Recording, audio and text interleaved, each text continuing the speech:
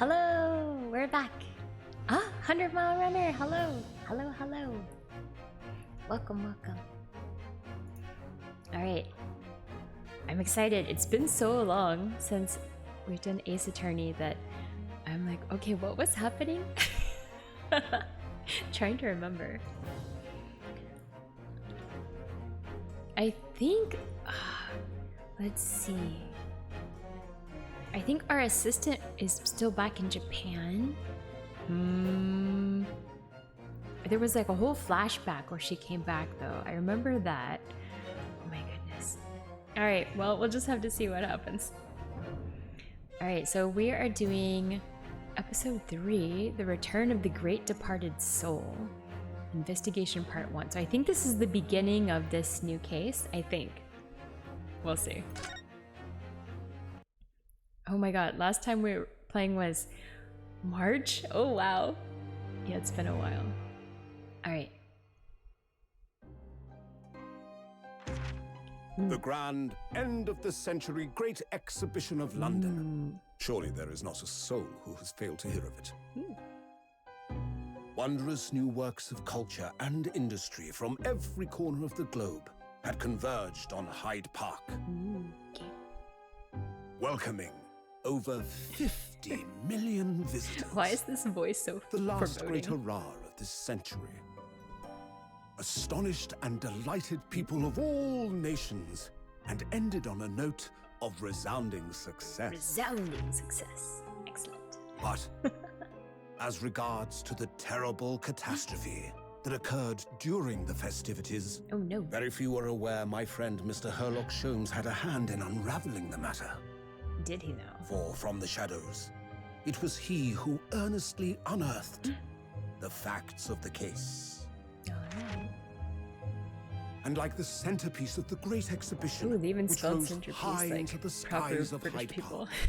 Park, Sholmes's brilliant deductions, as clear and lofty as the Crystal Tower itself, brought the truth to light. Alright. Now what? Oh, more We're story. here at the showground of the Great Exhibition, which is absolutely packed with people. Okay. The weather is unusually fine, and we're about to witness a most extraordinary This is like scientific old-timey experiment. radio operator guy sound.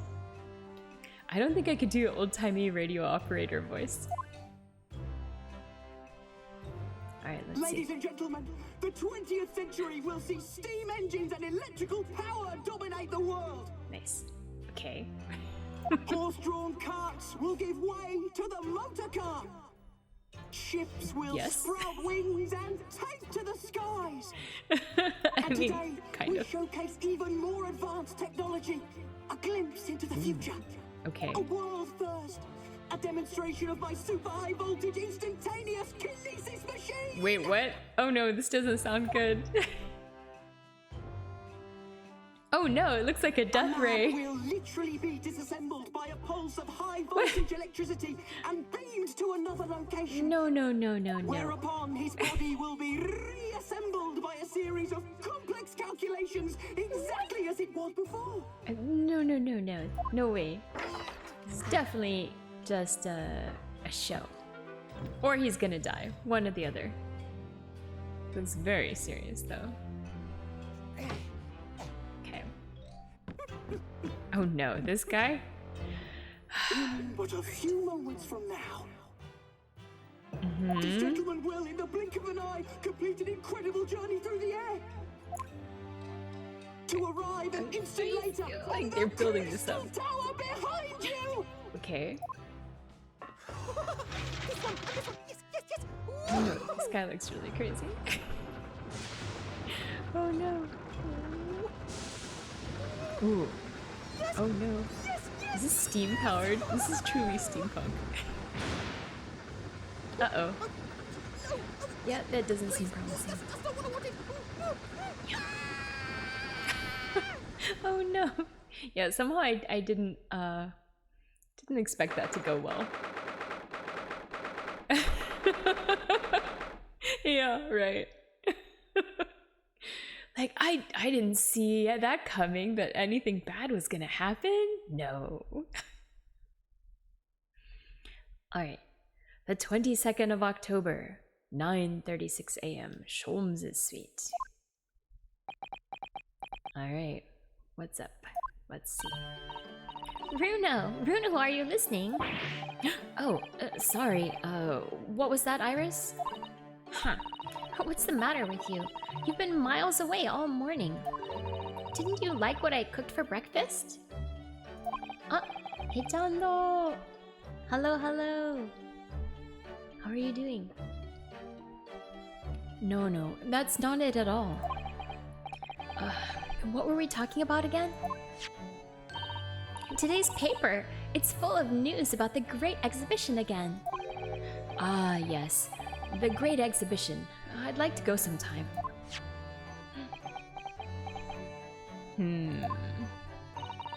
You're really not your usual self today. You seem very down. Don't you agree, Hurley? Oh no. Oh, he's really down. Did you say something, Iris? Oh gosh, you're even more down.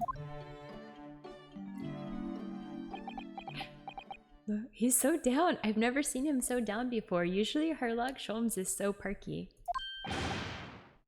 Oh wow! When did you arrive, Mr. Naruhodo? Now he's back to his usual self. I've been here for about half an hour already. We had breakfast together. What? Why didn't you mention it before? I thought you might have known I was here, you know, because... Breakfast? Iris is quite right. You're clearly lacking in vim. So much so that I didn't notice your presence.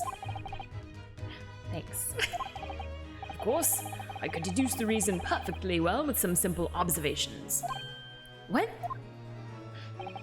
Let's see. Yes, for example, your tousled hair this morning with all its unruly spikes. Clearly can be deduced therefore that... let me stop you there, Mr. Sholmes, because I think I can see where this is going. My hair always looks like this. It always has. Ever since we first met, in fact. Oh, really? How interesting. It just doesn't look like a haircut as such, I suppose.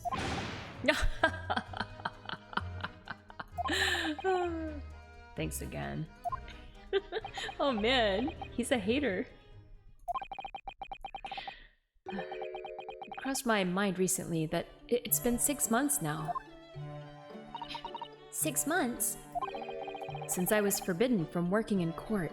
Oh, I forgot that he was banned. So I've been wondering how much longer I'm going to be banned. Oh, well... that would explain why you seem rather glum. I look like a voice actor. Thank you! I'm doing my best. Ganbarimasu. I really enjoy making voices, so... Aw, thank you, 100 Mile Runner. I really love doing voices, so... this is super fun for me. Oh, well, that would explain why you seem rather glum. Don't you agree, Hurley?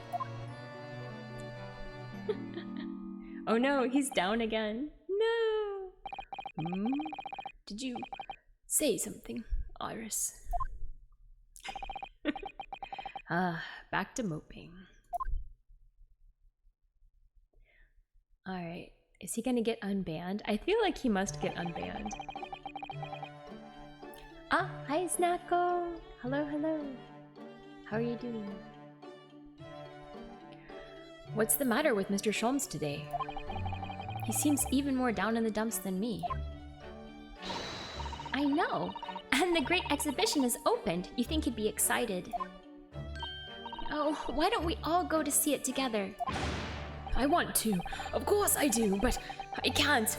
Not for the time being. Oh, why not? Why not? Why not? Because I'm a great detective, after all. So you're embroiled in some tricky case that you can't be distracted from? Is that it? I don't remember hearing that you're working on a case, Hurley. Is he? Is it secret? I suppose I should try to find out what's going on. Alright, I guess we can talk to him.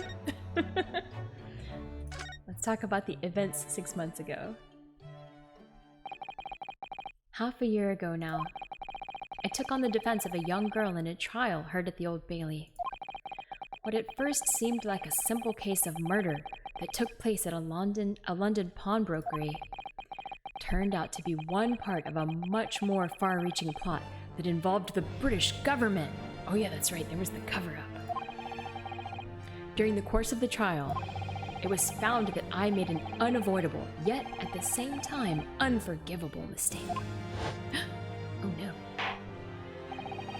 Words fail me. The situation is utterly deplorable. Ah, hello Claudato. How are you? How are the suspects? Well, we just started a new case, so we'll have to see. Naruhodo-san has been banned from working in the court, and right now we're having a flashback, which will be very helpful because I haven't played this game in a while, so I'm trying to remember what happened last time, so yeah, we'll see. Mr. Naruhodo. Yes, my lord. I will decide upon your fate following the conclusion of this trial. Of course, my lord. In the end, I had my right to represent people in court revoked. I was told I had to spend my time in research and study, so that's what I've been doing. Oh, you're back to Twitch. Yay, that's great. I know you were taking a break, right? Yeah, I enjoy watching the Ace Attorney stream sometimes too. It's always interesting to hear like what voices people do. And sometimes I've seen ones where they have like multiple people on taking turns doing the voices. That's also fun. You have, haven't you, Runo? Reading all those big fat tomes about British law up in your room, and the notes about Sholm's cases. Brewing Iris' special blends of tea, fetching my daily bread for me. You've become something of a manservant around here. Start on the silverware next, Mr. Naruhodo, or Master Naruhodo. Well, I think I'm going to ask the powers that be to reconsider. Specifically Lord Strongheart, at the British Supreme Court on Whitehall. Lord Strongheart? Oh, uh-oh. Ah, the delightful Chief Lord Justice, or Lord Chief Justice. Not my favorite fellow. Yeah, I actually was taking quite a break too, but I'm back now. So yeah, I guess everyone was maybe in need of a break. Breaks are good. He's not mine either, but he's the man I have to talk to. He's the only one who can grant permission for me to start working in the courts again.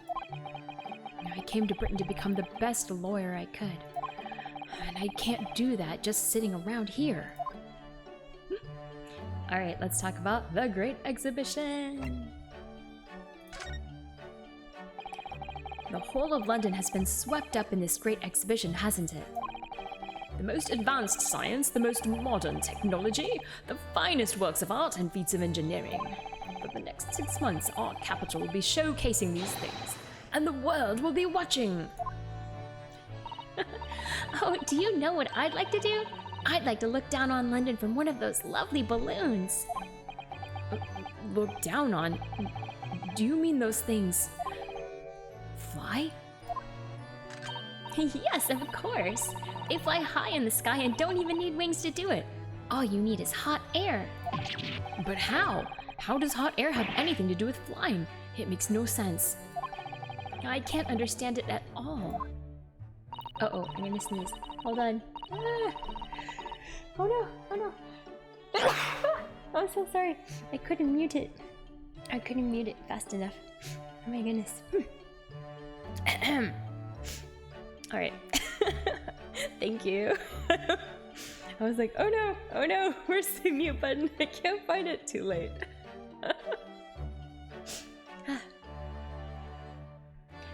Alright. That's true of a lot of new scientific discoveries. Most people can't understand them at first.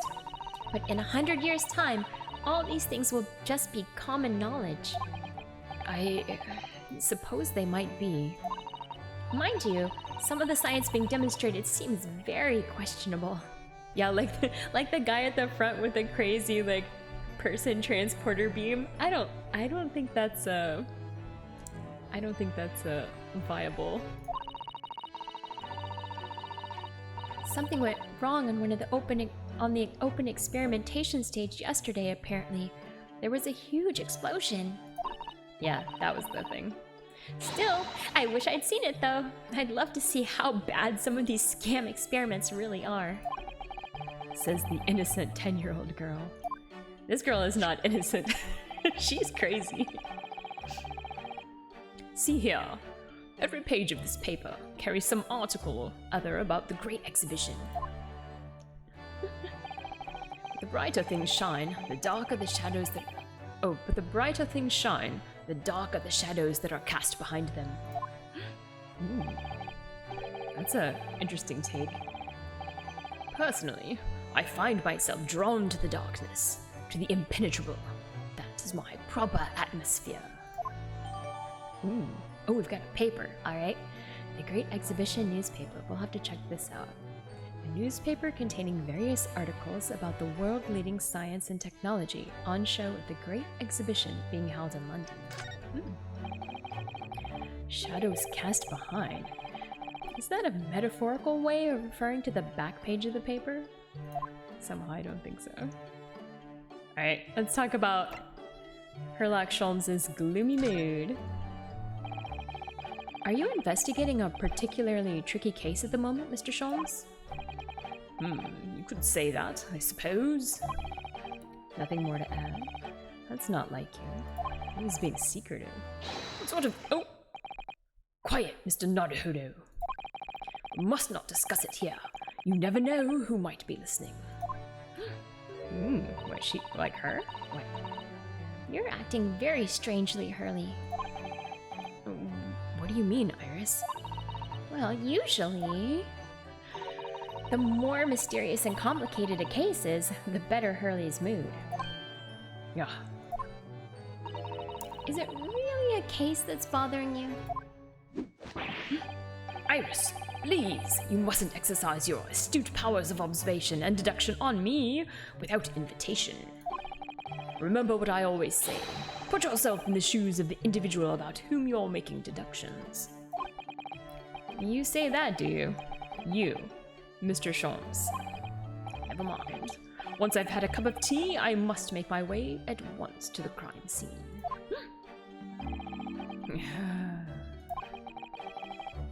That was a deep sigh.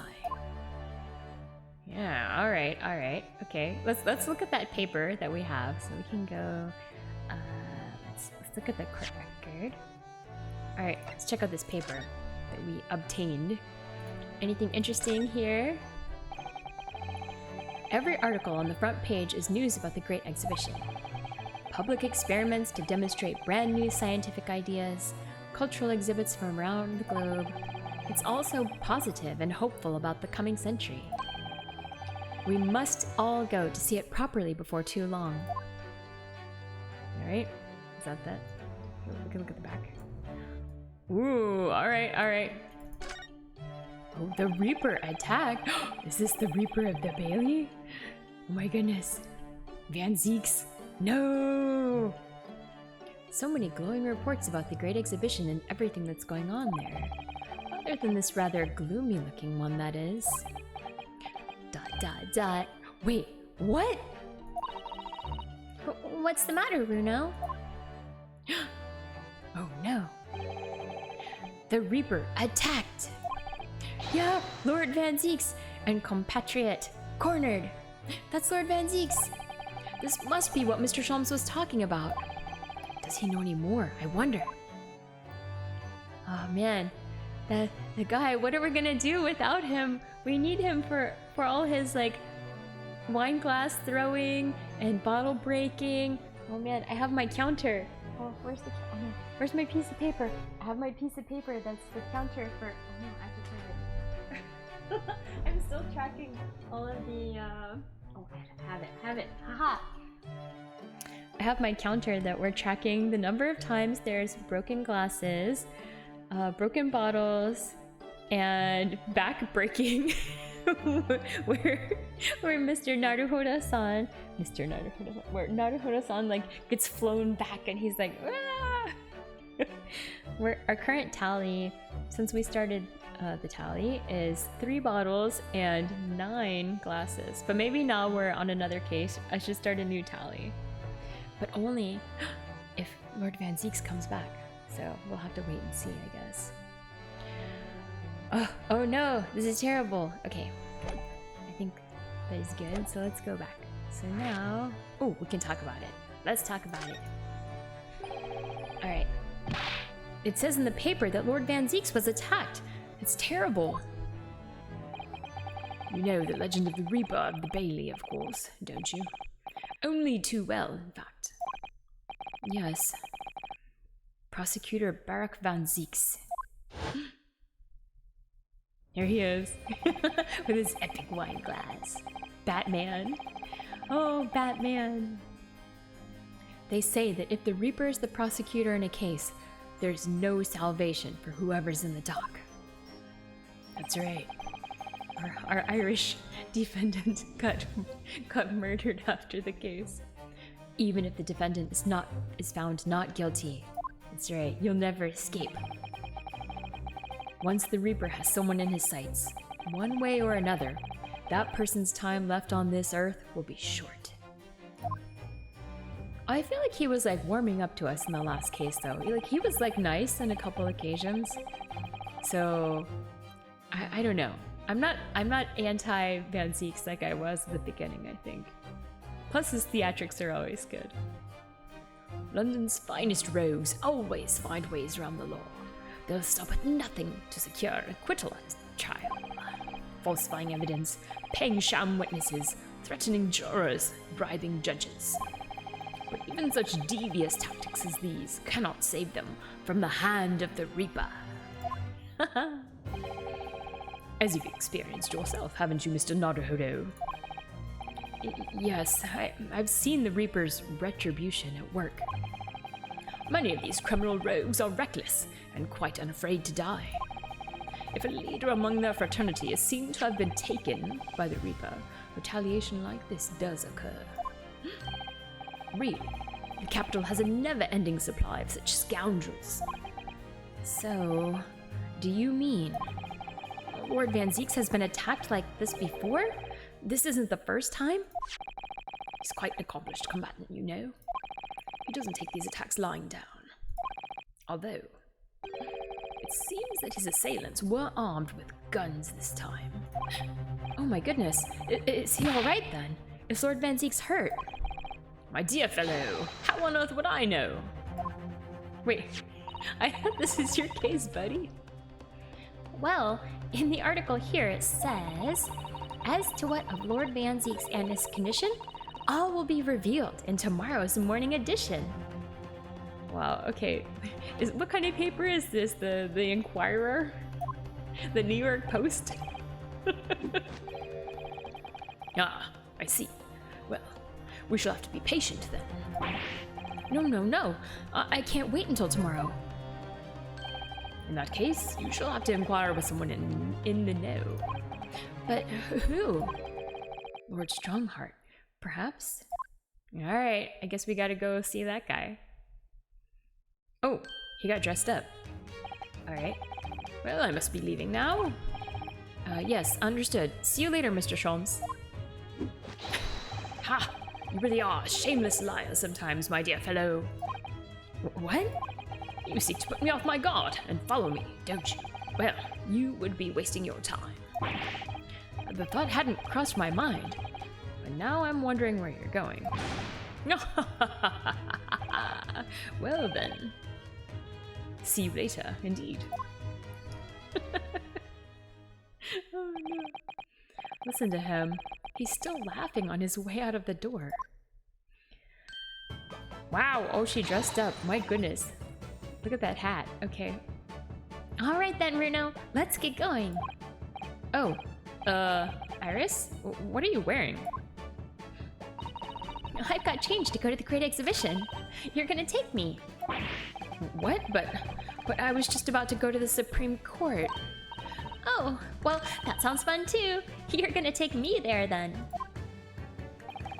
Alright, fine. Just lower that weapon, would you? Of course.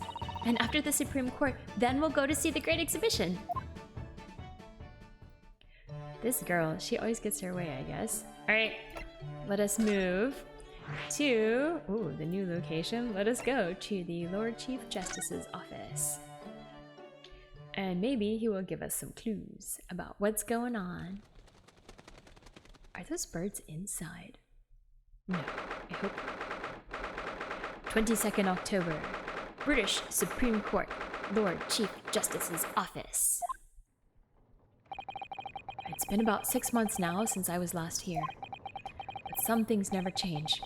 Like the sense of foreboding I always seem to feel in this place.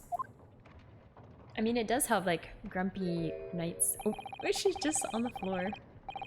Hey, it doesn't seem to be bothering Iris at all, though. She's happily reading over there.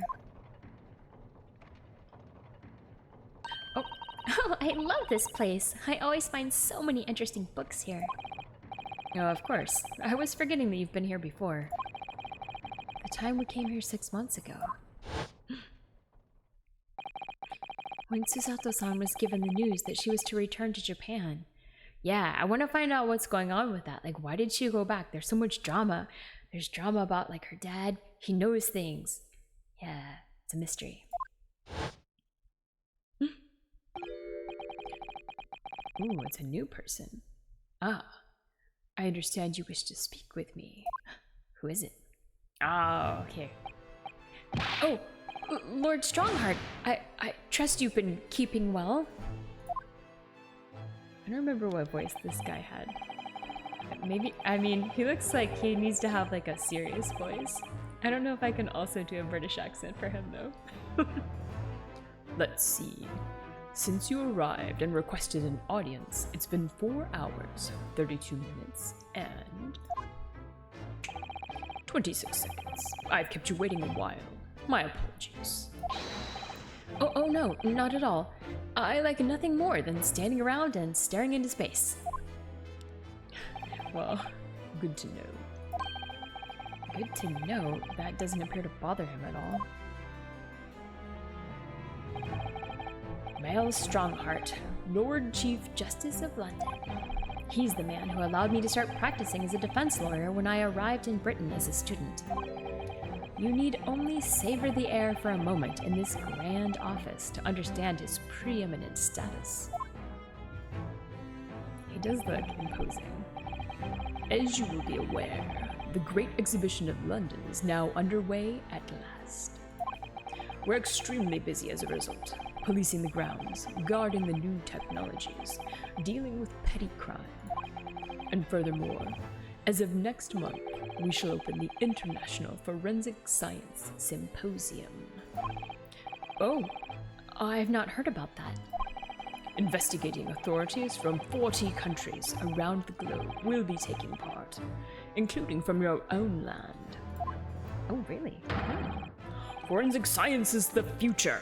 The world must embrace it. As we're the hosting nation, I have much to do, and it is my highest priority. If others must wait for my attention as a result, so be it. Well, it's nice to know where I stand. So, you wish to consult with me? Of course, I can very well imagine what this is about. Thank you for agreeing to this meeting, my lord. I want to be allowed to start working as a defense lawyer again in court. That's what brought me here today. But actually, there's something else playing on my mind, as it happens. Bruno, just take a deep breath and come out with it. Alright, converse. Permission to work, please. I actually came here today to ask for your permission. Go on. 6 months ago, my right to work in court as a lawyer was revoked, and I was told to spend my time studying.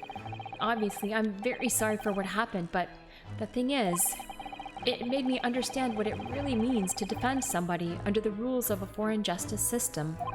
and I desperately want to have another go. Please, permit me to enter the courtroom again. Mr. Naruhodo. Yes? Oh, here it comes. I'm sure you haven't forgotten about your position here, have you? At best, you are a substitute for your compatriot. This was never your intended role. Oh, well, that's true. The Japanese government actually sent my best friend on this study tour, not me. It should have been Kazuma. He was so determined to bring change to our justice system at home. That was his calling. Oh, Kazuma-sama! Oh no, the feelers of justice. They will never feel again. If that tragic accident hadn't happened, I wouldn't be here in this office now. True. Mr. Asogi... Oh, excuse me, wrong voice. Mr. Asogi was my best friend, you see. That's why I can't leave it unfinished. I have to fulfill his calling for him. His calling, you say? Has it never occurred to you that perhaps you know nothing of his true calling? What? Sorry? The mission with which that young law student was charged. What do you suppose it really was? What do you mean? Mission? He's not making any sense. You know, there have been hints in the past in this game about how Kazuma-sama was here, like, he gave hints about his purpose, but it never got revealed. So maybe that will get revealed. Oh my god, please.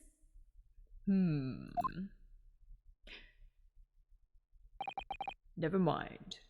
Oh, come on, tell us. I've read all the reports you've submitted over the past 6 months. It's clear to me that you regret your actions and have been studiously obeying your revised instructions.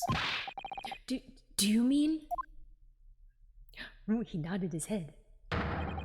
As of this moment, I reinstate your license to practice law here in Great Britain. Yay! Thank you. Thank you so much. That's wonderful news, Bruno. In fact, I believe I have the perfect case to mark your comeback. A curious affair. You'll consider it, I hope. Of course. Please, tell me more. Alright, a curious affair. Let's hear about it. I'm ready. You described it as a curious affair? Yes, that's right. I believe it was reported in the press. Ooh, are we gonna get to investigate all Mr. Van Zeek's attack? Wait, who are we gonna defend? Oh no. Oh, okay, it's the Great Exhibition, okay. Are you aware that there was a serious accident at the Great Exhibition yesterday? Oh, no. Yes, I read about it. A professor from Germany tried to carry out a crazy experiment. Let me see. How was it described? Super high voltage instantaneous kinesis, I think. Instantaneous kinesis? As in moving things with the click of a fingers?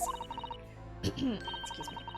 That's right. It's just what my herbal blends need. A dash of devil-may care. Whatever this serious accident was exactly, it's clearly captured Iris's imagination. It's an unfortunate business. A large explosion engulfed the public experimentation stage and a man lost his life. A certain Mr. Odi Asman, an investor and a well-known figure in society. A large explosion? A man died. The man responsible for the experiment was Professor Albert Harebrain. Oh my god, Professor Harebrain. Oh man, the names in this are great. He was detained immediately after the incident and is due to appear in court tomorrow. On the charge of murder. What? Murder? If you intend to take on his defense, you should hurry to meet with him at the prison. There is very little time left for you to carry out any kind of investigation. The Great Exhibition. A scientific experiment gone wrong. And murder? I feel out of my depth before I've even started. Still. We should go to the prison straight away then. And try to meet with this German professor, don't you think? Oh, hi Winternick. I'm good, how are you? Back on Ace Attorney after so long. Definitely.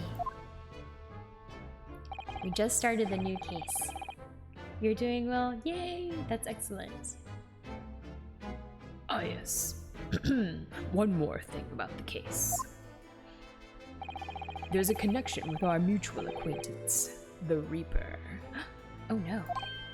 Oh, with Lord Van Zieks? How? Alright. Not liking the hot weather? Yeah. It has also been hot here. I went out yesterday during the peak of the day and I was like, no! Regrets, regrets. I'm guessing it's similar then for you. Alright, let's talk about the Forensic Science Symposium. All sorts of conferences have been taking place around the world to coincide with the Great Exhibition. And next month, the largest and most important of them all will take place at last. The International Forensic Science Symposium. It does seem as though criminal investigation needs to embrace scientific methods, doesn't it? Exactly. Wait, what happened to Iris? Yes, when the humidity kicks in, it's much worse. Yes. Yes, that is, like, it just becomes, like, suffocating. Like, just pressing down on you like a, I don't know. Q underscore, hello, hello. Yeah, it's been a while. I'm back to streaming now. I was on, like, kind of a long break. Bedtime. Oh, okay, no problem. Thanks for stopping by. It's good to see you.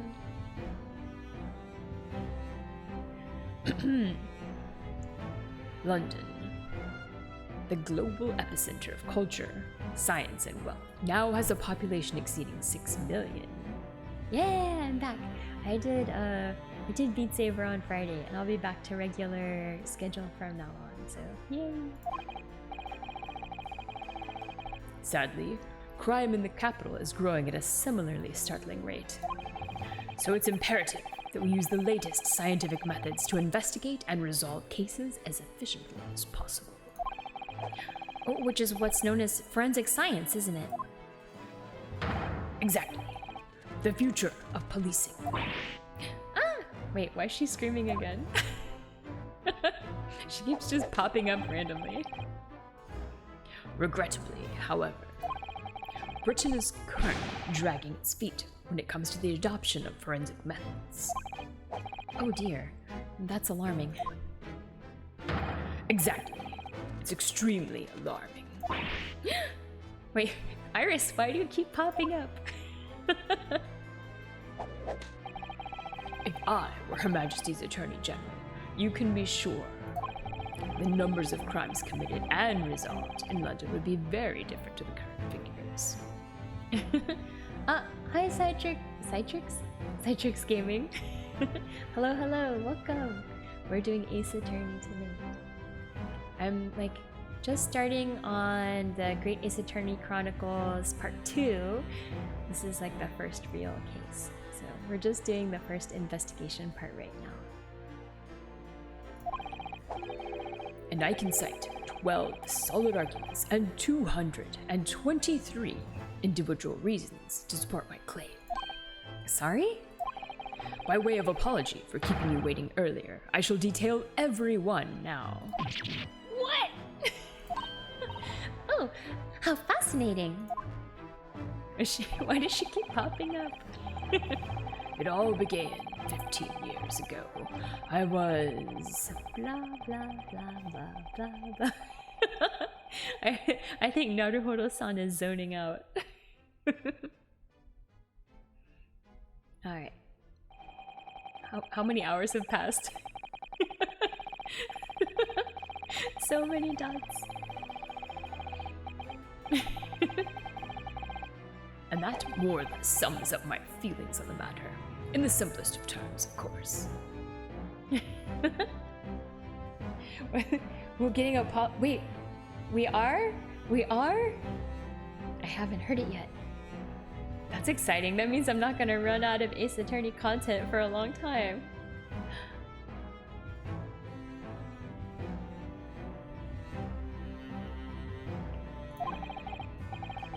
Essentially, to formally establish a forensic investigation division within Scotland Yard.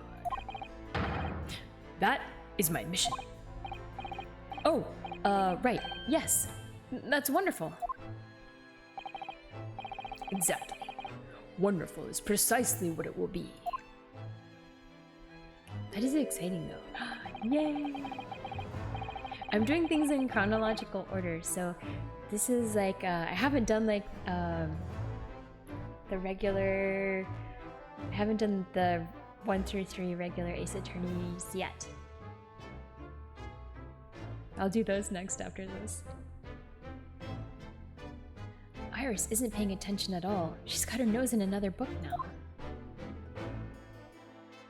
now. Oh, is it over? Did you learn anything useful? I actually drifted off for the most part. He's surprisingly ardent about forensic science. That's good though. Alright, so I think... What should we do now? Oh, is there anything else we can do? Should we show him the newspaper maybe? We could. Can we? I'm not sure if we can. Ah, the game includes a collection of Apollo Justice, Dual Destinies, and Spirit of Justice that came out on the 3DS. Ah, okay, so they're finally making it work on for PC. Nice. Maybe we need to talk to him somewhere? I'm not sure.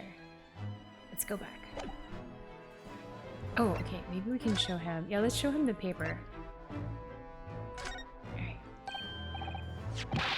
Oh, that reminds me. Have you seen this? I want to get some information on Van Zieks. We need to find out, like, what happened to this guy. Life won't be the same if we don't have the man that that breaks all the wine glasses in our life. I think he was just starting to like us. PC, Switch, PS5, and Xbox. Ooh, nice. That's exciting. The world does need more Ace Attorney content.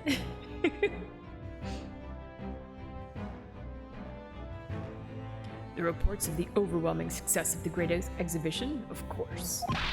No, not that. The story on the back page. What story? Lord Van Zieks. The Reaper attacked. Ah, that. You've enjoyed some victories in court against my #1 prosecutor, have you not? Poor Mr. Reaper. What happened to him? He wasn't killed, was he? There's no need for concern. Lord Van Zieks would not be so easily dispatched, I assure you. Can you tell us what happened? I'd really love to know.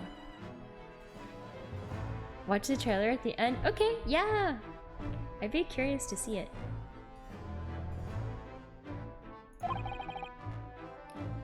Very well, if it interests you. But it does. It does. Ah, thank you so much for the follow, Citrix Gaming. Thank you, thank you. Alright, let's hear about Van Zieks' condition. Fortunately, Lord Van Zieks emerged from the attack unscathed.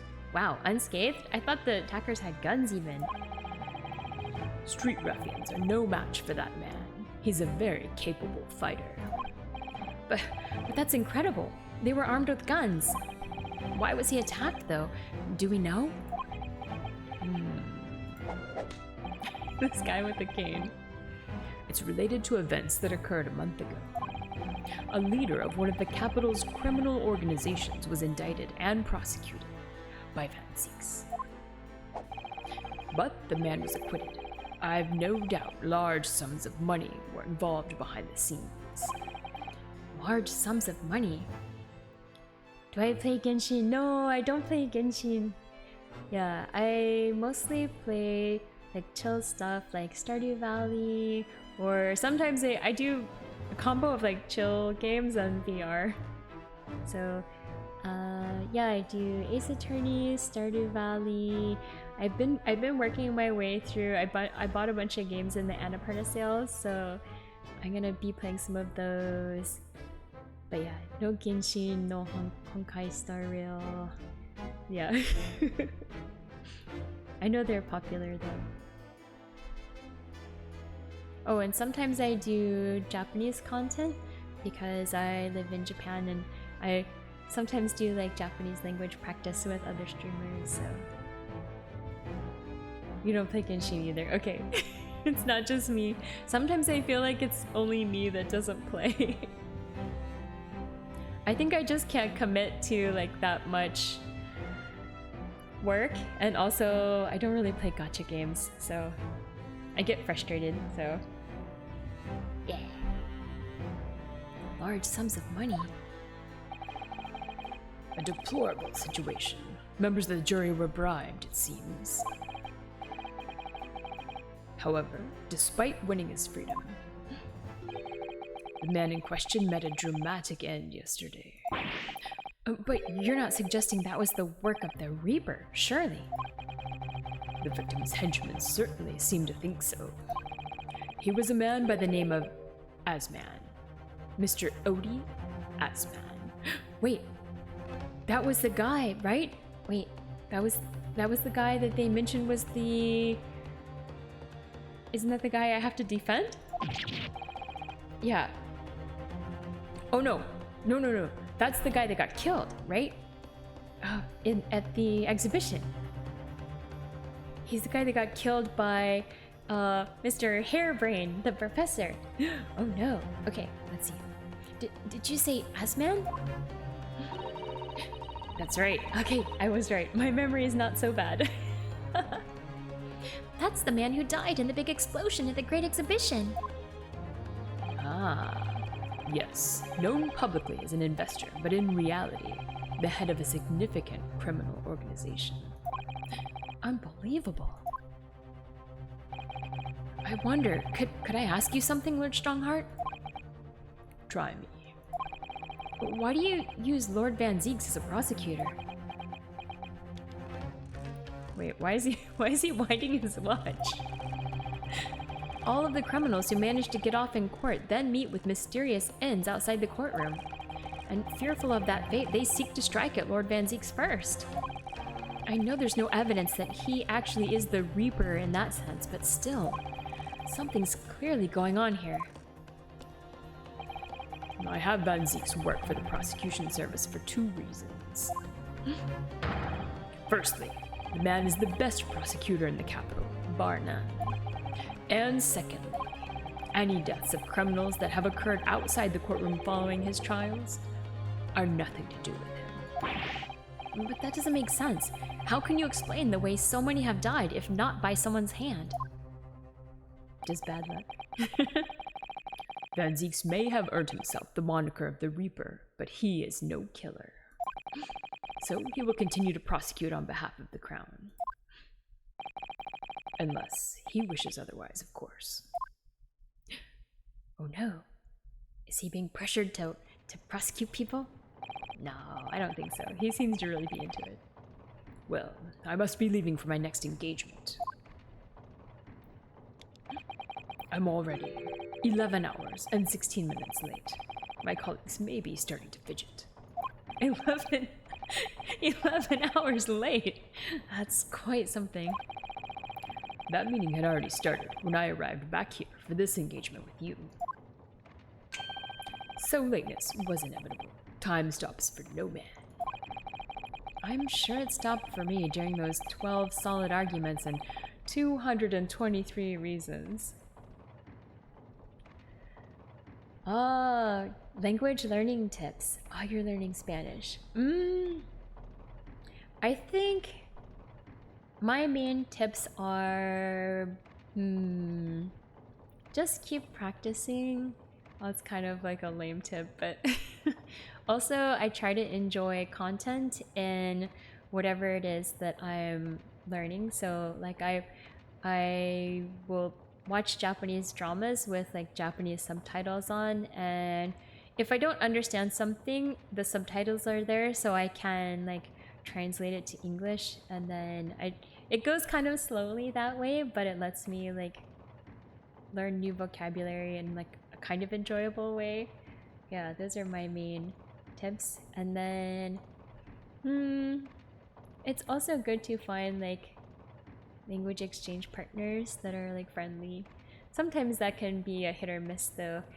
You have to find someone that's gonna be nice but also like willing to correct you or give you suggestions. But that's what's worked for me mostly. Yeah. And then I like doing like there's private tutors on italki, and I've used those in the past as well. So you can find people for like relatively cheap. And I actually use private language tutors for Spanish because I was learning Spanish for a while. And you can find some pretty cheap ones on italki. For Spanish, I recommend people from like Bolivia or Peru because they have like a very clear spoken Spanish. If you're wanting to learn Latin American Spanish, that is. So compared to like Mexican Spanish or maybe like Argentinian Spanish or something, they don't have like, they have a more like clear accent. So I recommend like the Bolivians or the Peruvians for Spanish teachers. But it also depends on like your reasons for wanting to learn Spanish and if you prefer like certain dialects or certain accents. So yeah, that can also affect it. But for me, I was going for more general Spanish, so I went for like the clearest, more slower spoken Spanish. Tex-Mex Spanish, oh my god. Yeah, Mexican Spanish for me is like the hardest to understand because they speak very rapidly and there's like so much slang. Yeah. It gets really hard. But yeah, that's what I recommend for Spanish anyway. I actually did Duolingo Spanish all the way to the end before I started taking some private lessons. And it was pretty decent, I thought, for free. Rapidly in a moment. Yeah, once you start integrating like Texas side of it, then you got like the southern drawl mixed with mixed with like the super fast Spanish. Yeah, those are my general tips though. Mostly like finding content you enjoy though is really important. Whether it's like music. For Spanish, there's so much good music out there. Oh, Spanish in the DR is fast. Yeah, that's true. And Caribbean Spanish is hard. They often like chop off the end of the words. Their accent is a little hard for me to understand. I feel like after Mexican Spanish, like Caribbean Spanish in general is quite difficult for me. Like South American Spanish, I find like the easiest. Latin American is what you're aiming for. All right, yeah. I do recommend italki for the tutors, not sponsored, but you can find some pretty cheap tutors, which is nice. Oh, your wife had the funniest story from work the other day. She works with a respiratory therapy. What?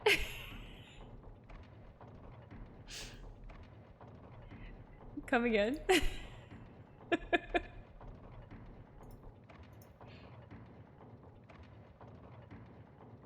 They picked it. Uh-huh. Okay. I'm waiting for the rest of the story.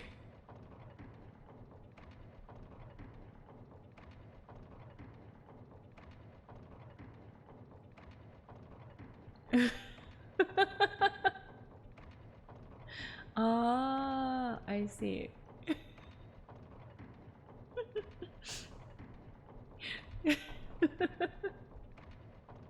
Made no sense. Indeed. Indeed. Mystery. Mystery. This is just not Chinese. I mean, I can't say.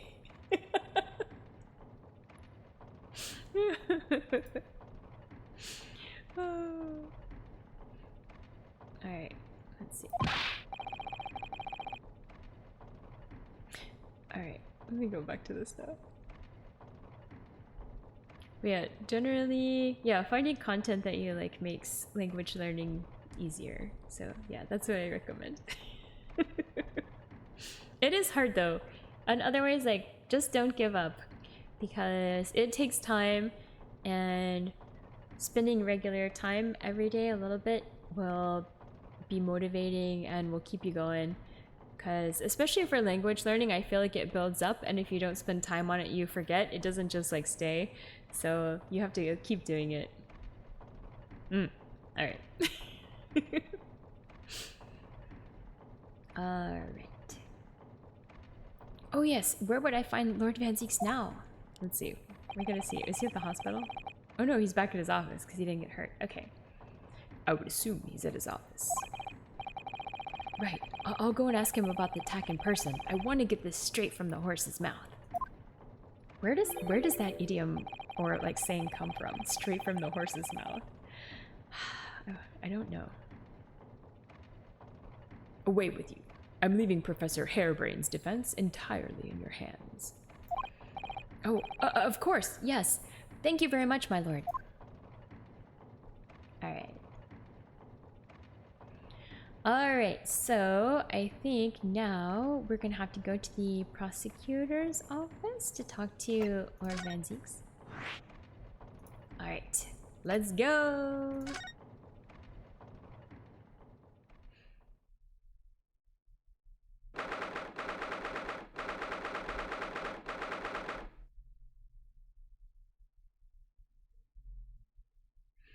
October 22nd, prosecutor's office. Oh, so this is the legendary Reaper's office. Ah, okay, here's the explanation. In horse racing circles, tips on which horse is a likely winner circulate amongst punters. The most trusted authorities are considered to be those in closest touch with the recent form of the horse. Okay, it's supposed to indicate that one step better than even that inner circle. That is, the horse itself. Ah, okay. So it's basically the best knowledge is coming directly from the source. And it's a horse racing reference. Naruhodo. Thanks for the explanation. I can't Google it right now, so it's perfect. Ah, howdy Sarunoni. Hello, hello. How are you doing? Oh, so this is the legendary Reaper's office. Oh, look at all the wine that's back here. No surprise, this guy. Yes, it appears so. Brr, it sends a chill down your spine, doesn't it? What an amazingly deathly atmosphere. Wait, what? Oh, is he here? Oh, wow, is that him? No, can't be. Dude loves his wine. It's definitely not blood. He is Batman after all. That hooded figure is so still. I hadn't noticed his or her presence. I wonder who it is. What are you doing here? It's him! Batman! I missed you, Batman! Kind of. He's as unwelcoming as I thought he'd be. Actually. It's funny that his names mean right or oh, naruhodo. Yeah, naruhodo-san. Actually, maybe even more so. Wait, does he have scars? Does he have new scars? Oh, I'm glad to see you're well. I am This guy. Batman. To be fair, Phoenix Wright phone names are practically tradition. Yeah, I'm about to defend a guy named like Professor Hairbrain or something. So, who's the person over by the wall being punished for something or other? No punishment is taking place here. Oh. Then who is this? That's my apprentice, and he's sitting there of his own free will. I didn't know you had an apprentice. Okay. It must be the same person who was pictured in the newspaper. He does look like he has a new scar. He's very able in combat, a requisite skill for anyone under my tutelage. Yeah, his theme is great. I like to call him Batman, which is maybe less classy, but I mean, Batman's pretty classy. Are you referring to the attack on the Reaper that was reported in the papers? The Reaper? I'd be interested to know the Reaper's true identity myself. Assuming, that is, such a fabled fiend genuinely inhabits our great courtrooms. Yeah, that's true. He could be like Adam West is like a billionaire, right? Right? Okay. Can we talk to him? Let's see. All right, let's talk about last night's attack.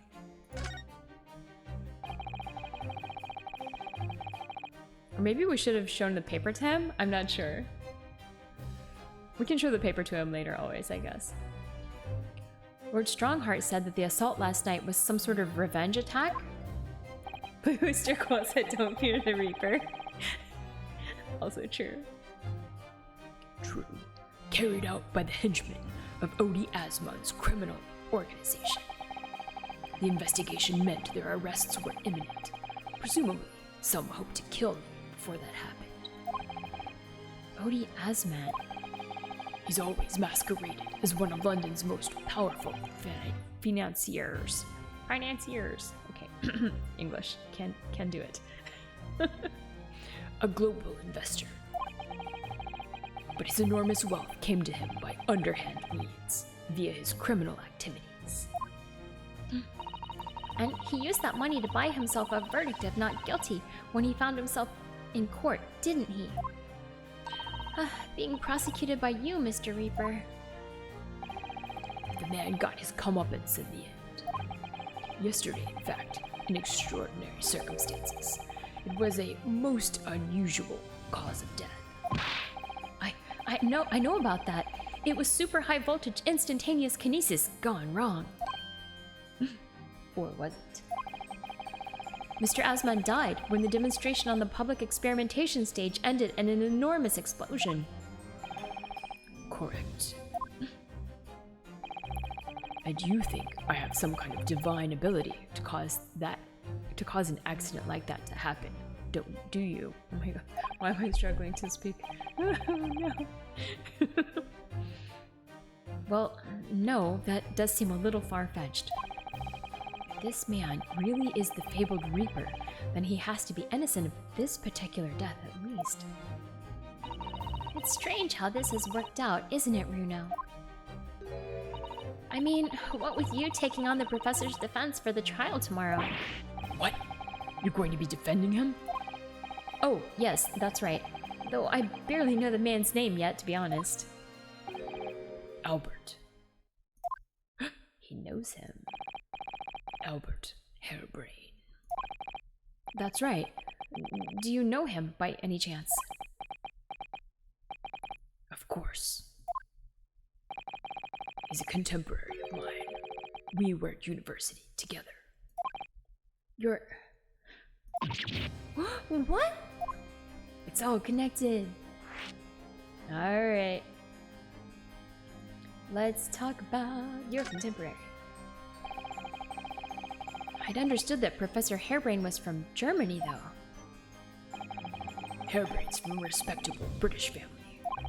After graduating from the University of London, he moved to Germany to carry out research. That's all. So you were students together. I was in the Faculty of Law, of course, and he in science, so our paths rarely crossed. Yeah, yeah. Where's the romance? There's gotta be a backstory.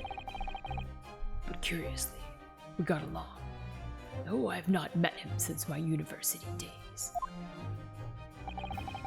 I certainly didn't expect our next encounter to take this form.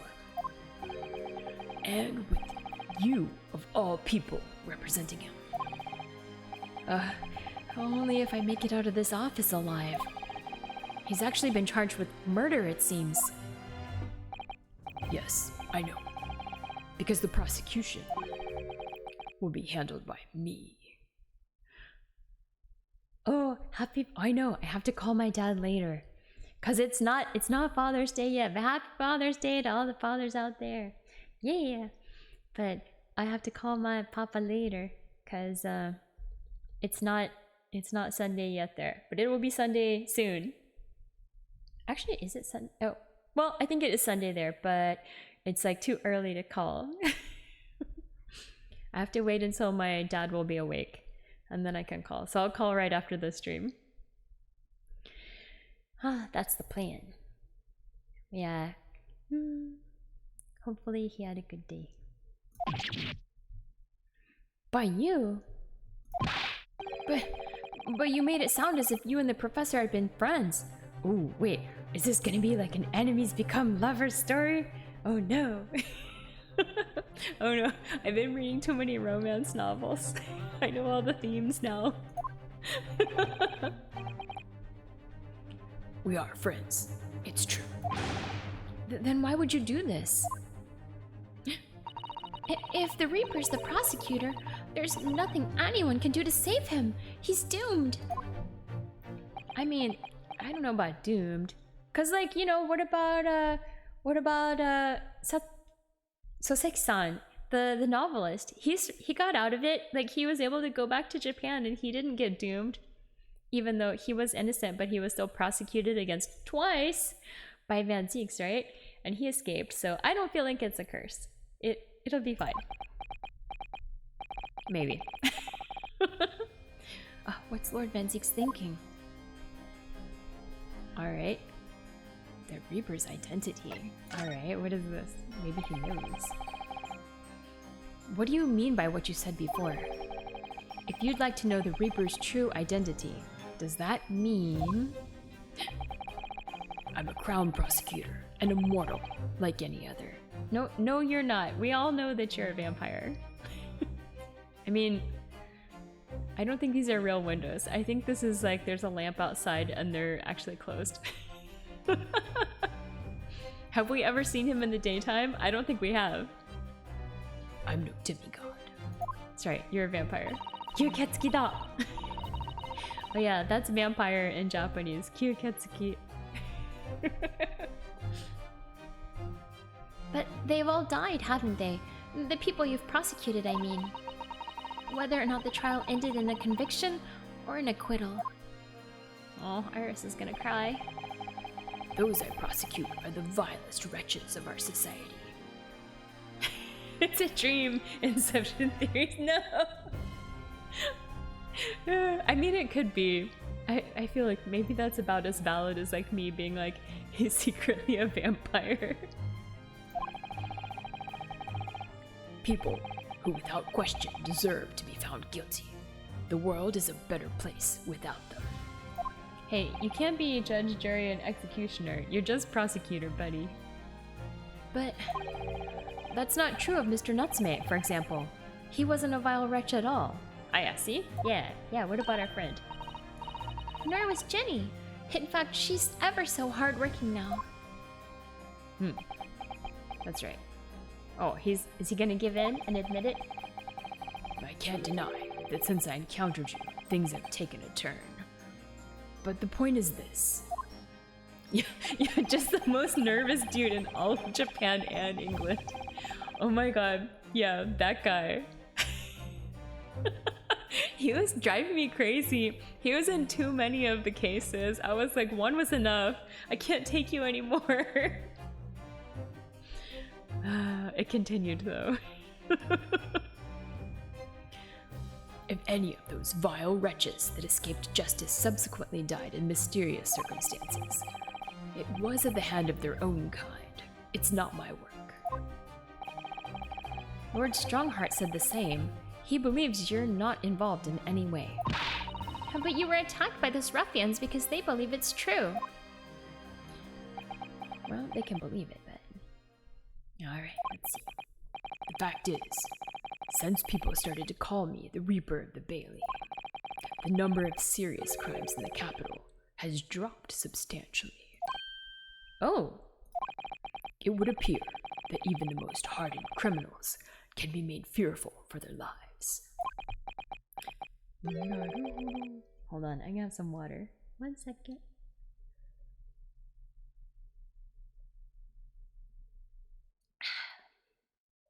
He's the hero the city deserves, but not the one it needs. He is like Batman. Do you mean to say? I mean to say that if my pseudonym serves a useful purpose, I adopt it gladly and with honor. But it's putting you in danger. You could be killed. If that is my fate, let God decide. My glasses are not cool toys though. Yeah, he needs the Batmobile. Or like a cool belt, you know? He needs like the 60s style Batman like belt with all the equipment on it. Although I guess like all the later Batmans have also had cool belts with things on them too. Just the 60s one is the most memorable for me. Alright, I think... Should we show him the paper? Maybe. We can see if it does anything. Alright, we'll present this. Is this gonna like do anything for you? Alright, let's see. Lord Van Zeeks, about the article in this paper.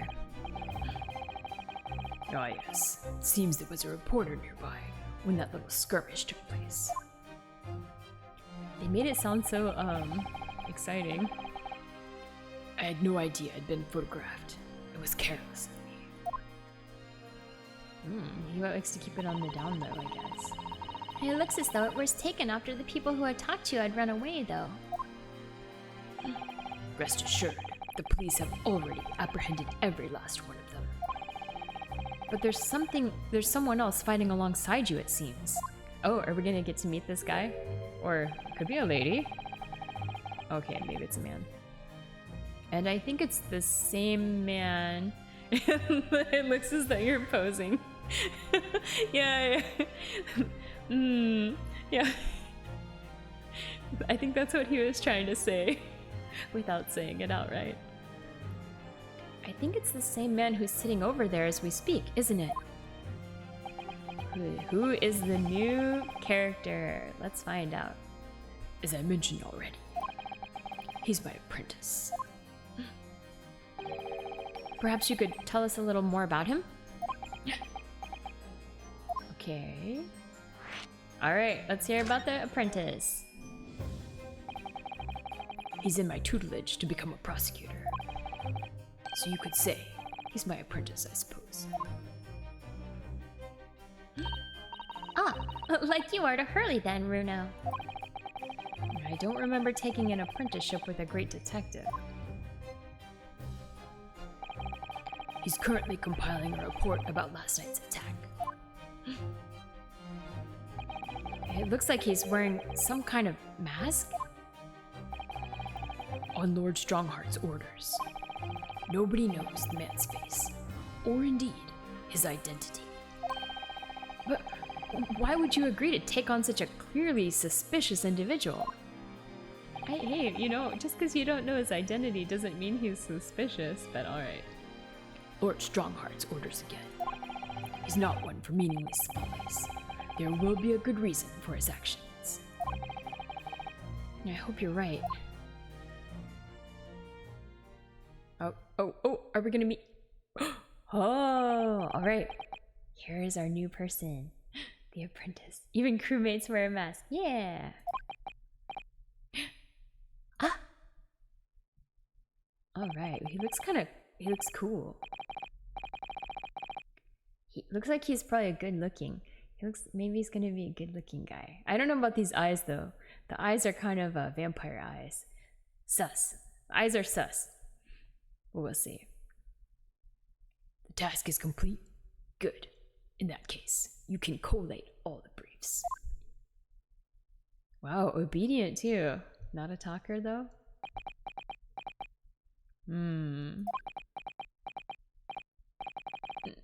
Nice to meet you.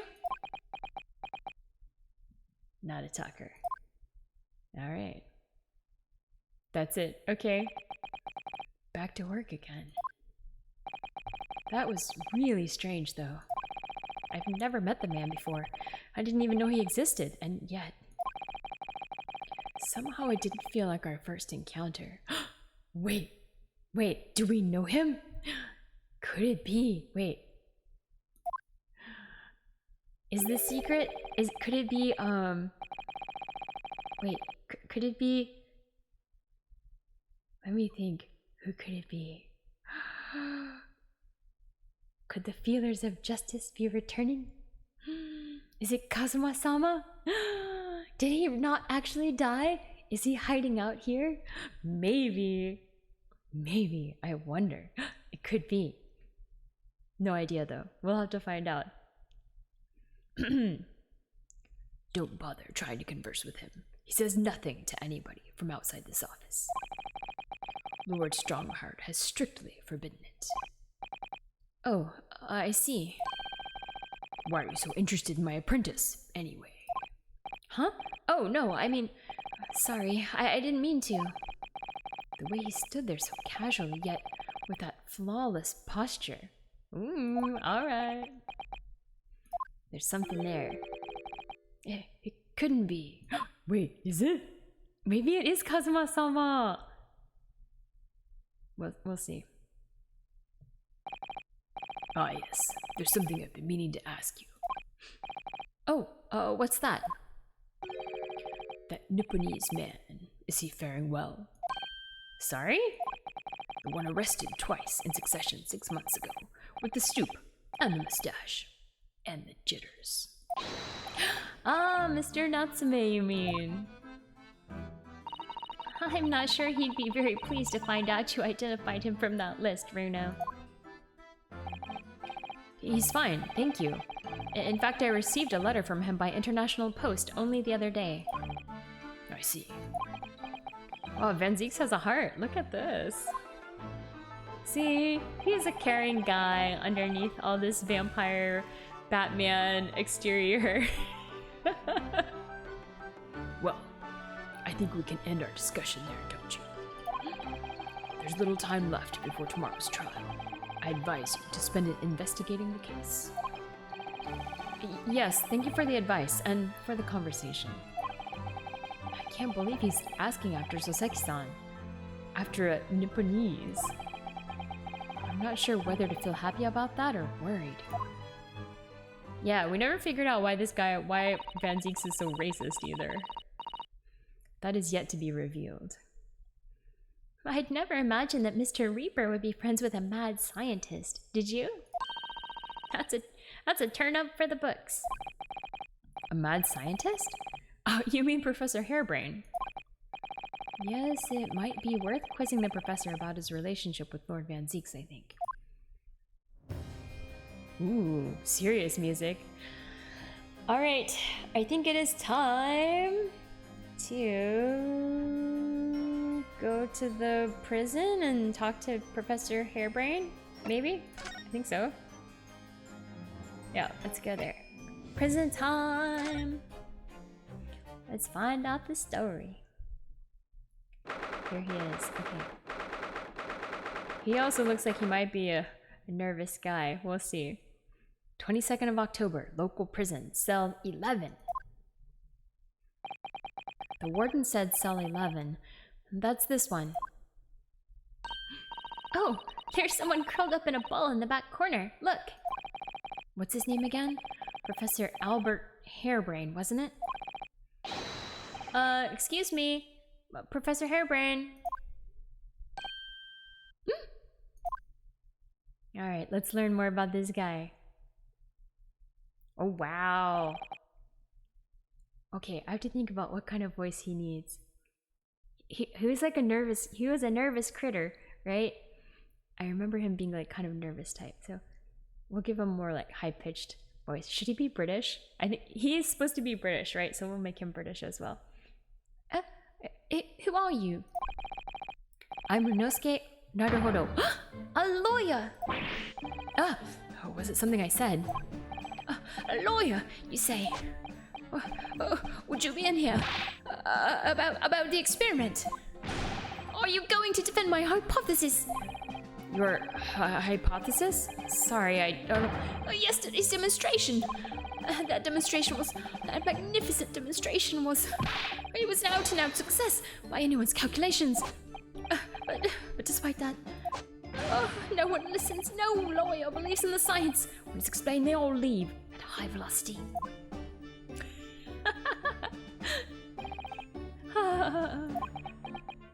Alright, he is a nervous critter, this guy. Now's probably not a good time to mention that your zeal made my concentration leave for a while, too. Okay, well, I guess it's time to talk to him. Let's chit-chat, shall we? You mentioned the demonstration yesterday. The papers have called it a spectacular failure. After all, a man died in the explosion, didn't he? Yes, you could interpret the results that way if you really wanted to. Well, I suppose in stricter sense, the experiment was a failure, but at the same time, it was a great success. You've lost me. I saw it with my own eyes, right there in front of me. Mr. Asman was spontaneously disassembled. Until then, everything was going exactly as my calculations had predicted. At that point, he should have been beamed to the Crystal Tower by instantaneous kinesis. However... The machine exploded, and Mr. Asman in fact perished. Yes, I can't deny that part of the experiment was a failure. So what you're really saying is the large explosion that killed Mr. Asman was an accident, correct? But the bigwigs had you arrested on suspicion of murder. Oh no. I was responsible for a man's death. That is the immutable truth here. And for that, I wish to be punished at once. But... Murder! Never in a million years. It was an accident, simply an accident. I see. Yeah, we got another nervous prison inhabitant on our hands again. Hurley and I were talking this morning, you know. He said the situation would change completely, depending on whether it was treated as an accident or murder. Well, yeah, that is true. How exactly? Well, if it really was an accident, then the professor's machine would be kept in protective custody. On what grounds? Oh, yes, it's newly established here in Britain, the Special Dispensation for Scientific Equipment Act. That one passed me by. But if the case is treated as murder, then they'll say my machine was the murder weapon, and they'll be able to pore over it as much as they like. If they examine it in detail, they'll find out how it's made, and then they'll be able to copy my idea. My precious hypothesis will be stolen. The machine must be protected from that at all costs. That's why it's imperative this whole incident is shown to be an accident in tomorrow's trial. Ah, I see now. Do you, though? Alright, let's talk about instantaneous kinesis, shall we? So, in short, there was a terrible accident at the Great Exhibition Showground yesterday. Yes! Or rather, no, the devil is in the details. Strictly speaking, there was a terrible explosion. Sounds the same to me. You were demonstrating super high voltage instantaneous kinesis, weren't you? Fascinating. Humans, like all matter, are made up of particles that are held together by electrical bonds. So it must be possible, using a sufficiently high voltage to break those bonds and beam the particles through space. That's it in a nutshell. That's my idea, you see? That's my amazing hypothesis. Gosh, that's unimaginably high-level science. Oh, but dare to imagine it, dare to dream of such incredible technology. Just think, one moment I could be here, in this cell, and the next I could be at the Great Exhibition again. Well, yes, that would be incredible. And the next, in the mere blink of an eye, I could be at a great Parisian theatre, say. The possibilities are endless. Oh, oops, I skipped that part. This guy being crazy isn't helping his case. Yeah, he's like really out there. And he's a little hyper and also nervous. He's giving me like Soseki, he's giving me some like sound vibes a little bit. But we'll see. So no more hiding in wardrobes on rocky seas for 50 days. Huh, I don't really see it like that. Yeah, Iris is the smart one here. She's also a little off her rocker, but she's definitely a genius. Oh, I never noticed she has like all these little animals in her little bag. So cute. I never saw that before. Ooh, what do you mean, Iris? Well, if you could travel anywhere in the world instantly, the planet wouldn't really seem vast anymore, would it? I think it'd feel like it had shrunk. My word, that's exactly right. Oh, what are the implications? What does this mean? He's chewing his nails crazily too. My goodness. Oops, that's got Professor Bunnybrain really worried by the look of it. Clearly, this is yet another case of just because you can doesn't mean you should, I suppose. Point is, my calculations are flawless. The science works. But without a practical demonstration, it means nothing. And that's always the fly in the ointment. I mean, you could have done like a mouse or an actual fly, you know. And how about an inanimate object, you know? That would also have been great. But, you know, okay. Because practical demonstrations cost a lot of money. Money that young scientists like you don't have. That's exactly it, yes. Hurley's always complaining about it. He says the government should invest more in science. Well, anyway, I bumped into him at the right time. I met the well-known investor, Mr. Osman. The victim who died in yesterday's terrible accident, you mean?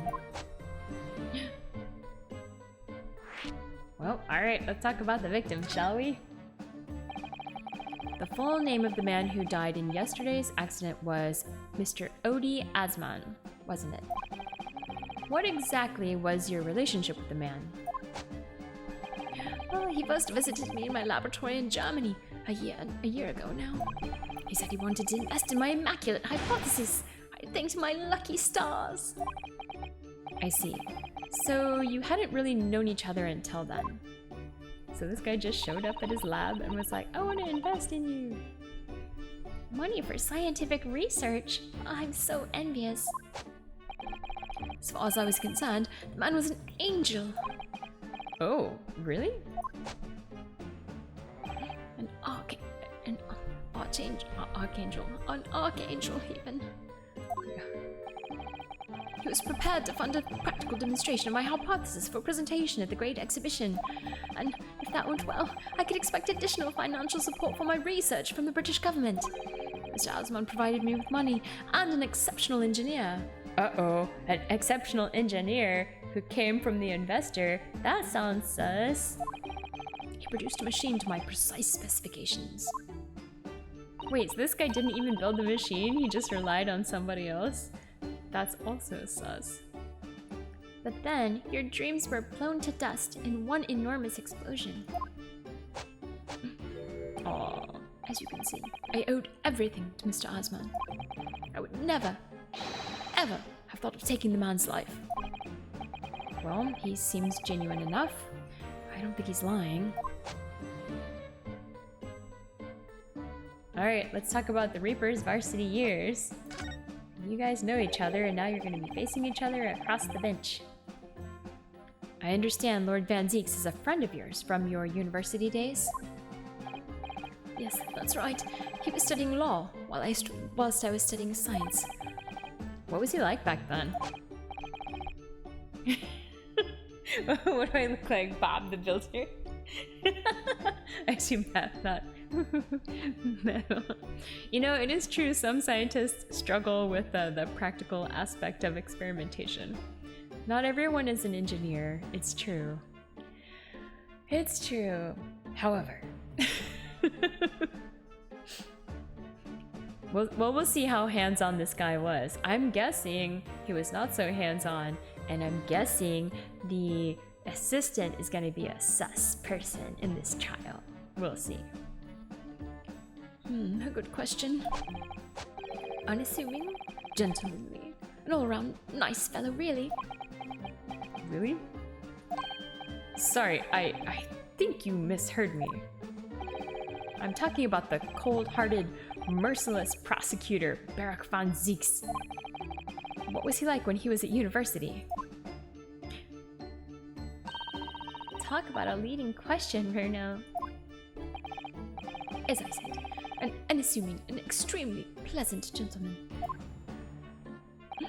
After all, he's the little darling of the Van Zieks family, with all its great aristocratic origins. I didn't realize he had quite such noble blood.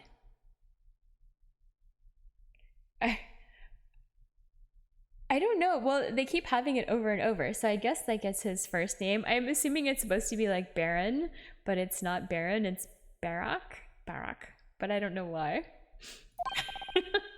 I mean, it could be a typo, but just like a permanent typo throughout the whole thing. But they keep saying that that's his name, so... Barack Obama? Maybe. Maybe it's supposed to be Baron? I don't know. Was it Baron before? Did they change it? I don't... Well, we'll see. Little darling. It's hard to imagine Van Zieks being unassuming and charming. It was a bit of shock when I came back to Britain and learned what he'd become. Ooh, maybe he's been scarred. He's been scarred by his experiences. And it turned him into the monster. Oh, maybe. Okay, it was when his parents were murdered. When his parents were murdered, then he turned into Batman. Yeah, maybe. Maybe it's a typo then.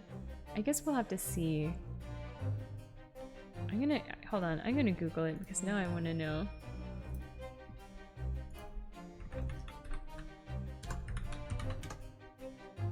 No, it says Barak in the Ace Attorney. Here, I'm gonna paste this in here. Yeah, in a dark alleyway, exactly, right? Hold on. It says Barak, so it must be correct. I trust the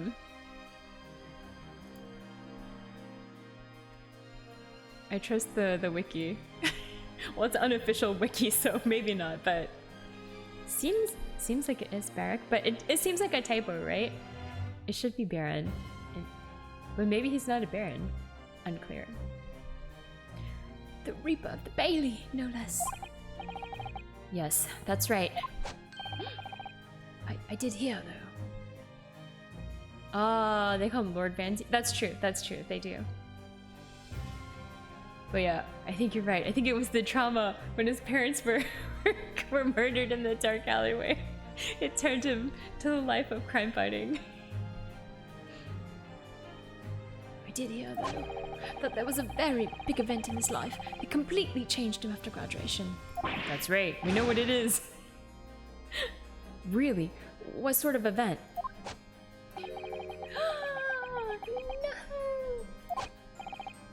I'm sorry, but I don't know anymore. I wasn't in the country at the time. I was in Germany already. Oh, yes, of course.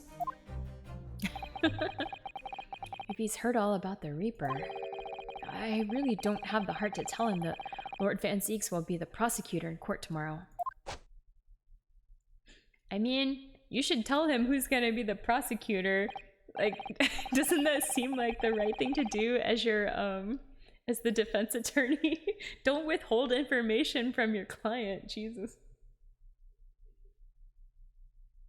Although I think we've already covered that, there's no way this would ever be a realistic courtroom situation. Although maybe they do it differently in, like, you know, early 20th century England, but anyway. So, Professor, let me just make absolutely sure I've understood you properly. The huge explosion that occurred yesterday, that was an accident, you're saying? You had no intent to harm the victim, who was in fact the sole investor in your work. Is that correct? As correct as 2 squared is 4. I swear it. Yes, it's true that the man perished in a machine of my invention. So I know that I'm far from blameless in all this. But still, I would never use my discoveries, my inventions, to take a person's life, not in a centillion years. I'm a man of science. It's all I know. You have to believe me. Please. Do you believe me? Do you believe in my hypothesis? Science is the pursuit of truth, you know. I've always believed that all my life. Oh, this guy's crazy. I'm afraid I don't know much about science or your theories, but I do believe you, and I will fight to prove your innocence with all my might. I'm a man of the law. It's all I know. You have to believe me, please. Also, why is he wearing his like name tag? When I went to live in Germany after I graduated, I learned something very important. Nationality, class, lineage, none of that matters. As long as you try your hardest, you can achieve anything. That is not true, but okay. Thank you for that, Professor. And thank you in advance for defending me tomorrow in court. Alright, Runo. It's time! Time to visit the Great Exhibition! Sorry? Well, that's where the incident happened, isn't it? Yes, I suppose that's true. Time to investigate it last. Alright, so I guess we got to move! A new location has been added for Professor Bunnybrain, but don't worry, we'll come to your rescue. Alright, let's go to the experimentation stage at the Great Exhibition and the scene of the crime. Or the scene of the accident, since that's what our man here seems to claim. The 22nd of October, the Great Exhibition grounds, foot of the Crystal Tower. Okay, so the Crystal Tower was like where he was supposed to be beamed over to, I believe. If that is, I think that is correct. All right. The showgrounds are a little too big for my liking. Wait, you're not good with big open spaces, Naruhodo-san? We've been walking around in dense crowds for 2 hours now, and I felt myself swooning 3 times. Alright. There are a lot of people, aren't there? I've almost been trodden on 3 times too. Be careful, won't you, Iris? Don't let go of my hand. We finally made it through the throngs, though, by the look of it. Here we are, underneath the public experimentation stage where the explosion happened yesterday. Oh no. Alright, what do we got here? We got investigators. Ooh, wait. Why is there an explosion over at the clock area? Interesting. Yeah, what's that? I can hear voices from up on the stage. It sounds like an argument. Oh no. Oh no, I know these people. Oh no, I'm gonna have to do their accents again. It's Ginny. It's Ginny, and then I think I was giving him like some kind of East Coast something accent. I'm not sure. I remember I was trying to give her like my best attempt at a Cockney accent, but oh no, it's gonna be terrible. Alright. Right, I've had it with you this time. I'm warning you. I'll arrest you in a minute. Oh yeah, go on then, Spectre. Give it. Oh my god, how can I do this? Give it a shot. You ain't got no evidence and you know it. Wait, I know those voices. You've got a cheeky little mouth on you, young lady, but a night in the cells will teach you some manners. Alright, I'm just gonna do my best with them. Just try it, I dare ya. If you want that bag of chips rammed down your throat. No, I'm making her like a New Yorker. Oh no! The gumshoe one. It's so hard to pick. I can make her a crazy New Yorker. It's, oh, I get so like lost sometimes when I'm trying to like do an accent. It's hard for me to like remember what they should sound like. Yoo-hoo! Rexy! What are you doing up there? Alright, let's see. Inspector Gregson. Okay, is he gonna come down here? Mr. Fish and Chips, Mr. Endless Fish and Chips. Ah! Ah! It's you! Here! You're here! Here you are! Your ladyship! Oh yeah, that's right. He was really like, always like doting on her. How are you, your ladyship? I do hope you're well, your ladyship. Does that make her 3 times a lady? Let's stop them before things turn violent. Indeed, they were getting into it. Jenny was always kind of, she was a little firebrand, if I remember correctly. She brought guns into court. There kept being like weapons appearing in court somehow. And it was always her. Like they weren't guns, but they were like exploding powder guns. His fish and chips are renewed by the power of British spirit and the Queen. Indeed. I'm not well at all. It's far too busy everywhere. I wanted to ride in a balloon, but there was a 3-hour queue. Whoever was them. Yeah, I think it had to have been Queen Victoria, because they mentioned the Queen, so it has to be Queen Victoria, right? Unbelievable. I'll go and have a word for you at once, your ladyship. You'll be flying as high as a kite in no time, once I pull some strings for you. I assume it has to be Queen Victoria. But then she was only queen through like, it was 1800s-ish, right? I don't know the exact years. I'm not good with these things. Or maybe it was their 1900-ish?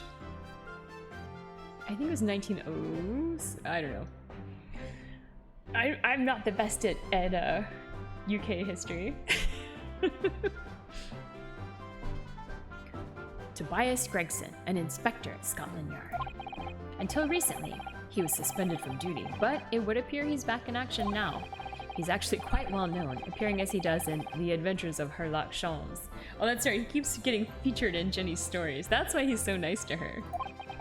And for that reason, he can't say a word wrong to the story's author. Or, not Jenny, sorry, Jenny, Iris.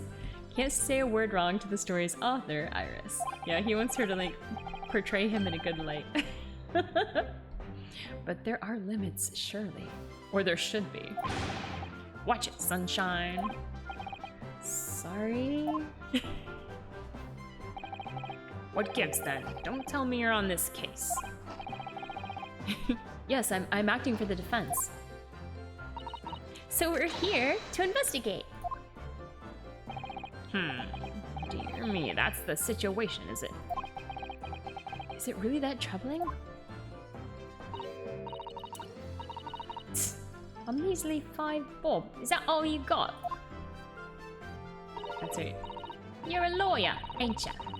You could stand up to carry a bit more copper around in your pockets, Mr. Nara Odo. I can't do her accent, it's so terrible. They write it so like, it has to be like the typical Cockney or whatever accent, the way it's like written, so I feel like I have to, but I'm so bad at it. What? Hey, that's my last bit of spending money, that is. You can have it back. We'll have to charge you for all the. I could do New York though. Can I have it back? I'll have to charge you for all the bother. 3 bob. 3 bob. All right. Oh my god. How to accent? Help. This is Gina Lestrade, a pickpocket or diver, born and bred in the East End of London. In the case that led to my own suspension 6 months ago, this is the young girl I was defending in court. That's right. What's your problem, mate, Otto? Diver? Pickpocket? What's with all the name calling? You want a bag of chips rammed down your throat, no? Do you? I thought you were proud to be a diver, Gina. You were just arguing with Inspector Gregson about it, weren't you? I assumed you'd been up to your usual tricks here at the showground. That ain't no way to talk to a lady, Odo. After years, a long time. People can change. I'm an apprentice now, learning to be Scotland Yard detective. So you'll have to call me what everyone else does. It's Inspector Lestrade now. Inspector? That badge is homemade, surely. The inspector part isn't entirely accurate. No one calls her that. For what it's worth, anyway. Investigating is off the cards for all of us. Oh, is he still suspended? Well, what's that supposed to mean? Right, well, I'll be back up top. You hold the fort down here, alright? Right, sir. Alright. This raises a lot of questions. Alright. Alright, let's have a chat then. About Gina. Tell me what's going on, lady. I like her character though. Ah, so she's gonna be Inspector Lestrade later. The Herlock. That's right. It was 8 months ago now that I first encountered Gina in connection with a case I was working on. Herlock, Sherlock, Sherlock, Herlock. I know, right? I can never hear like naruhodo like in Japanese now without also thinking of like this game. At the time, she was living in the East End with a group of other orphans. She helped all of them survive by pickpocketing, but then she got embroiled in a murder. That's right, the Irish dude. I had a lot of time to think in prison. I realised I couldn't go on like I was. Diving weren't working out. Oh, I'm so pleased to hear it, Jenny. Well done. So, you went from being a pickpocket to a detective? You got it. Good, ain't it? Inspector Lestrade. Sounds like something out of a book, eh? Talk about a sea change.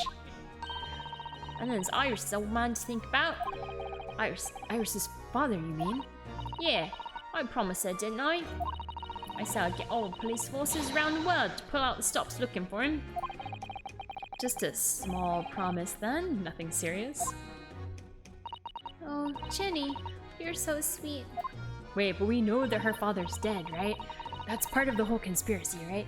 Like, her father is, Dr. Watson, right? Except I think they might call him something else.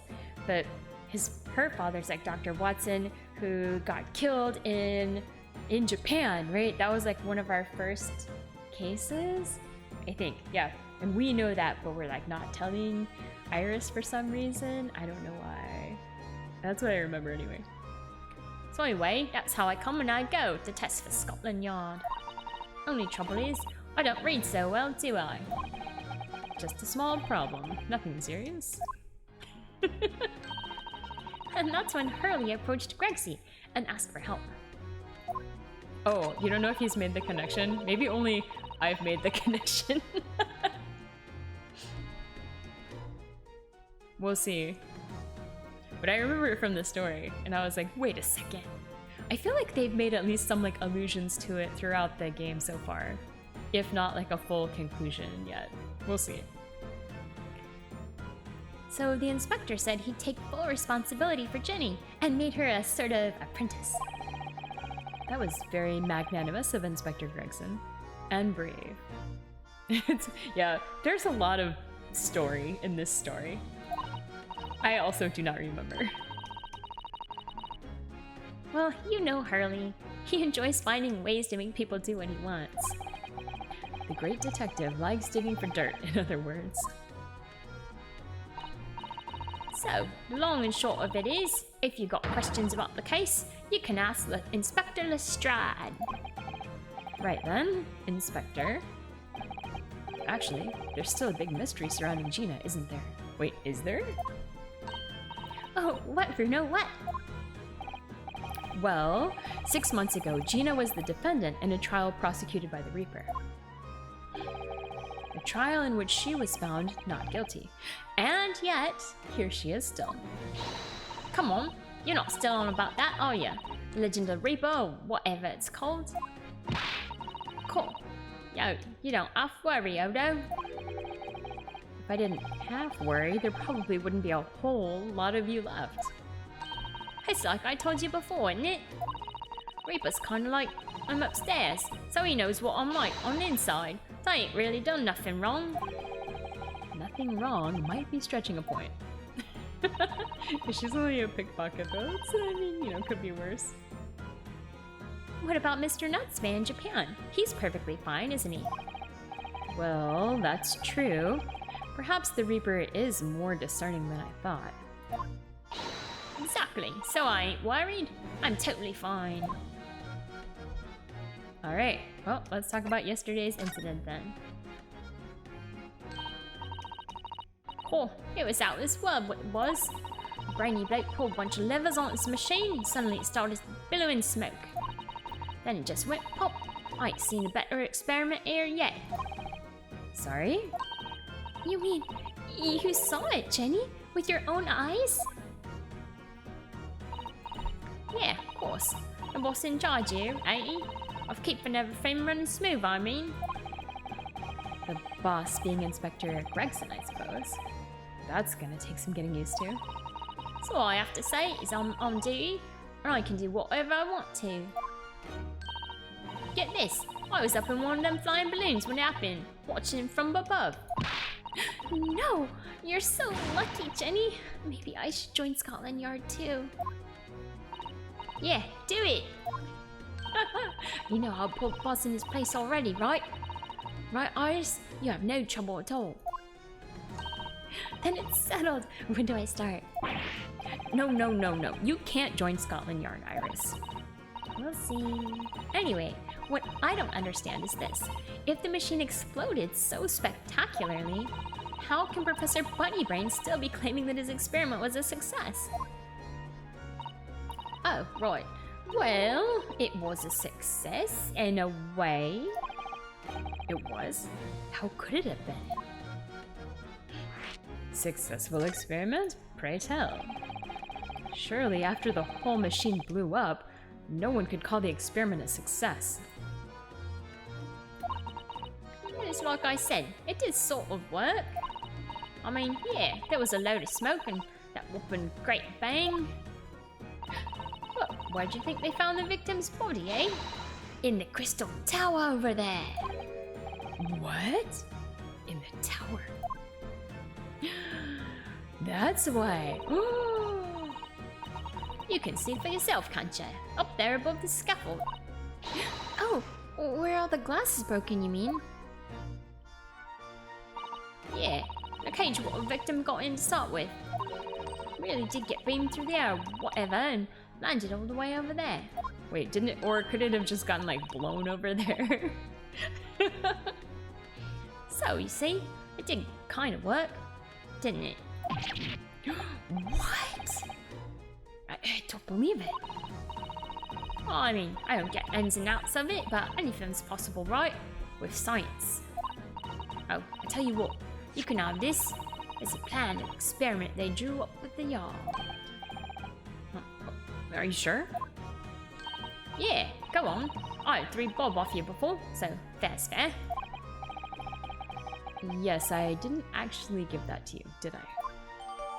Ooh, the sketch of the experiment has been entered into the court record. A diagram showing the relative positions of the Crystal Tower and Professor Harebrain's machine that exploded. Alright, let's find out about the investigation. Also, I'm noticing there's like things we might want to look at around here, like what is this? We'll see. Something Inspector Gregson said before seemed a little strange. For what it's worth, anyway. Investigating is off the cards for all of us. Ah, yeah. Yes, naughty old Grexy ran off after that without explaining himself. Oh, right, that. Yeah, boss said no one's allowed to investigate that weird machine what blew up yesterday. Well, that's not fair. We're representing the defendant. Yeah, in that case, could you at least tell us what you've learned from your investigations? Eh, you're not getting it. We ain't allowed to investigate neither. Neither? Why? What did the boss call him again? Forensic investigation team, I think. Anyway, apart from them lot, no one's allowed to lay a finger on the scene. Bit funny, isn't it? So even Scotland Yard's own detectives can't investigate. Yes, I've never heard something like that before. I thought I could have a gander on the quiet though, but boss caught me at it. You probably heard him giving me an earful about it before from down here, didn't you? It's not bleeding fair. I think you were giving him as much of an earful back as I remember it. Yeah, well, sometimes I think it's all them chips what make him so stubborn. You say something to him, Odo. Go on, see if you can get through to him. He's up on the platform above us, is he? Where the machine exploded is. We can try, can't we, Bruno? Grexy will listen to us. Well, he'll listen to you, Iris.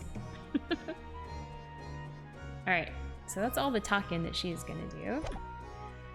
I think we should check out this stuff that's like on the ground here. Like, what is this thing? Oh, it looks as though somebody dropped something behind the tree just here. Dropped or hid? I mean, it's not hidden very well if we can see it from across the yard, but okay. What is this? Some part of the machine that exploded? Maybe. It could have fallen from the platform above in the blast, perhaps? Kind of looks like a crossbow. What's going on here? Oh, nothing. I think I'll hang on to this just in case. Alright, another thing to look at. Another thing to investigate.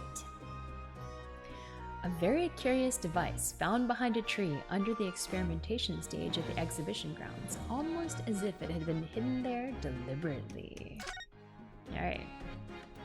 And then we also have, what is this stuff here? For some reason the ground is damaged in this spot. Look. Almost as if there was a fire here or something. Yes, if you look closely, there's some scattered ash and burnt embers too. Well, I suppose there was a big explosion just above here.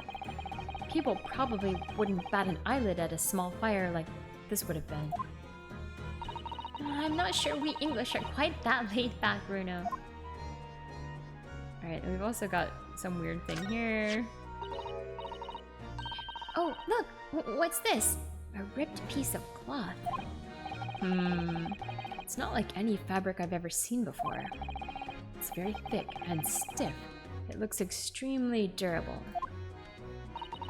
It's canvas, I think, with some sort of rubber backing. And the edges appear to be a bit charred as well. Oh, maybe that means it had something to do with the explosion. Let's make a note of it while Ginny's mid-yawn. Alright. Piece of green cloth. A torn piece of canvas-like material backed with rubber that was found under the experimentation stage of the exhibition grounds. There are scorch marks at the edges. Alright, we'll check that out. Anything else? What about the people over here? Can we, like, investigate them? Ooh. Ooh, we can go up here. Okay. The Crystal Tower. It's certainly an apt name.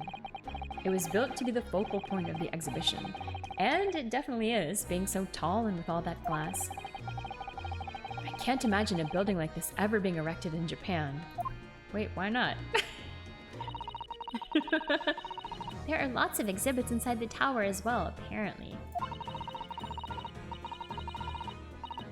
Of course, there's an observation deck, but there's also an art gallery, a zoo, and a museum. But I heard you have to queue for 3 hours just to get through the doors. Well, at the moment, the shattered glass from the failed experiment may well be the biggest draw. And thanks to that accident, the whole tower is shut. Suddenly, it's not the Crystal Tower anymore, but the Crystal Glass Shower. Apparently, everyone's taking to the skies now to look down on the disaster area from above instead. But there's a 3-hour queue to go up in a balloon now. Londoners must be very patient people. Perhaps. Wait, can we go up more? Alright, let's see if we can... Oh, did we already look at this? Oh, no, not yet. Okay, good. That's... Oh, okay. That's where the cove ended up after his instant kinesis, or whatever they call it. Did, of course. And yet they're calling the experiment a success? What's the wooden scaffold there for?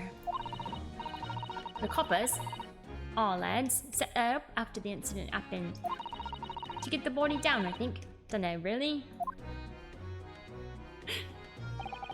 Didn't you help to erect the scaffolding then? Nah, got duty small my thing. Wandering around the exhibition, keeping a lookout for the fun stuff. Mind, Gregson doesn't hear you saying that, or he'll give you the boot. The fun stuff. She's still a pickpocket. It's incredible though, isn't it? I mean, could the victim have really bridged that gap by some sort of invisible kinesis? Anything else here?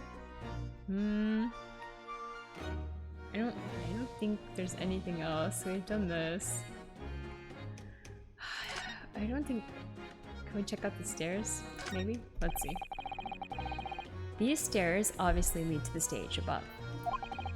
We should go up there and investigate the exact spot where the experiment was being conducted. Oh, okay. Well, that's where we're going now, I guess. 22nd of October, the Great Exhibition Grounds Experimentation Stage. Here we are. So that's it, is it? The machine that blew up. Wow, it still looks quite dangerous. Why wouldn't they turn off the electricity to this thing? Oh my goodness. It's a hot mess. Ooh, it must have been a magnificent explosion, and I've seen my fair share. You've seen things like this before, you mean? Of course. Hurley's always doing experiments that end in a bang. In fact, in his own words, explosions are the very essence of chemistry. That is not true. That might explain the smell of burning that frequently comes wafting up the stairs. At one time, he made something that exploded with such force it took the roof off the building. I wish you'd been there to see it, Runo. Well, she's a little too excited. Look at her eyes. It's hard to get too excited about that, given that I now live in the roof. Well, anyway, that's enough about that. It's time to investigate. Alright then. Oh, Gregson's over here. Ah, look, Inspector Gregson's over there. He seems to be deep in thought about something, whilst eyeing up the machine carefully. Really? He just looks confused to me. Alright. Can we... It highlighted in... Investigate, so I kind of want to investigate. Can we look at this like thing that's like... spewing sparks? It ripped itself apart magnificently, didn't it? Magnificently. And mercilessly. So someone stands in the middle of the machine to be disassembled, and then beamed through the air. Yes, beamed. Not blasted. That's the point. Yes, that part's crucial, really.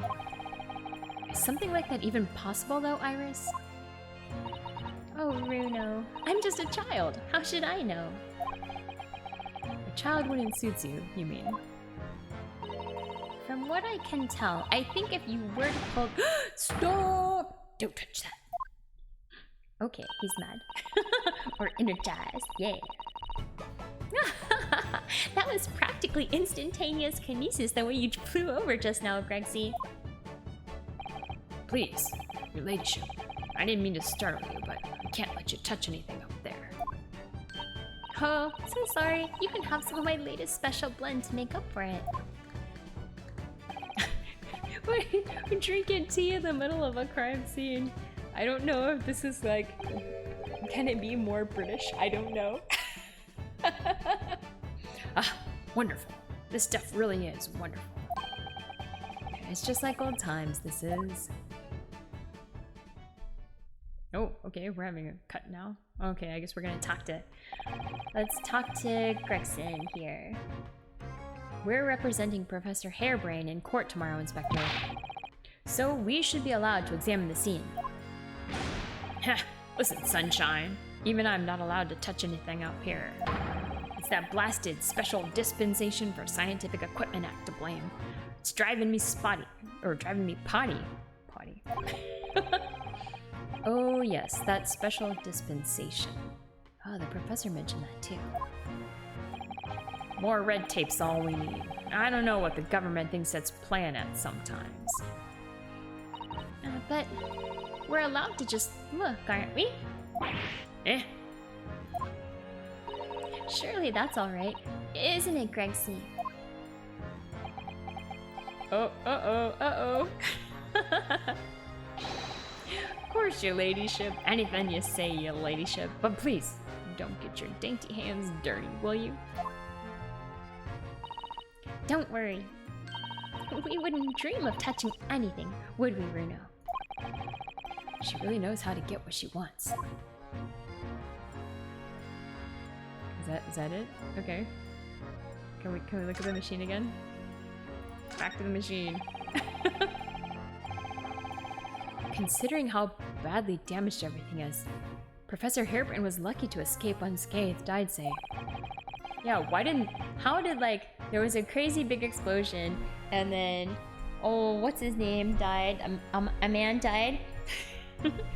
What's his name? Like, oh, something with an O, and his name's like Aman or a man, and he died, but then the guy that's like operating the machine lives somehow.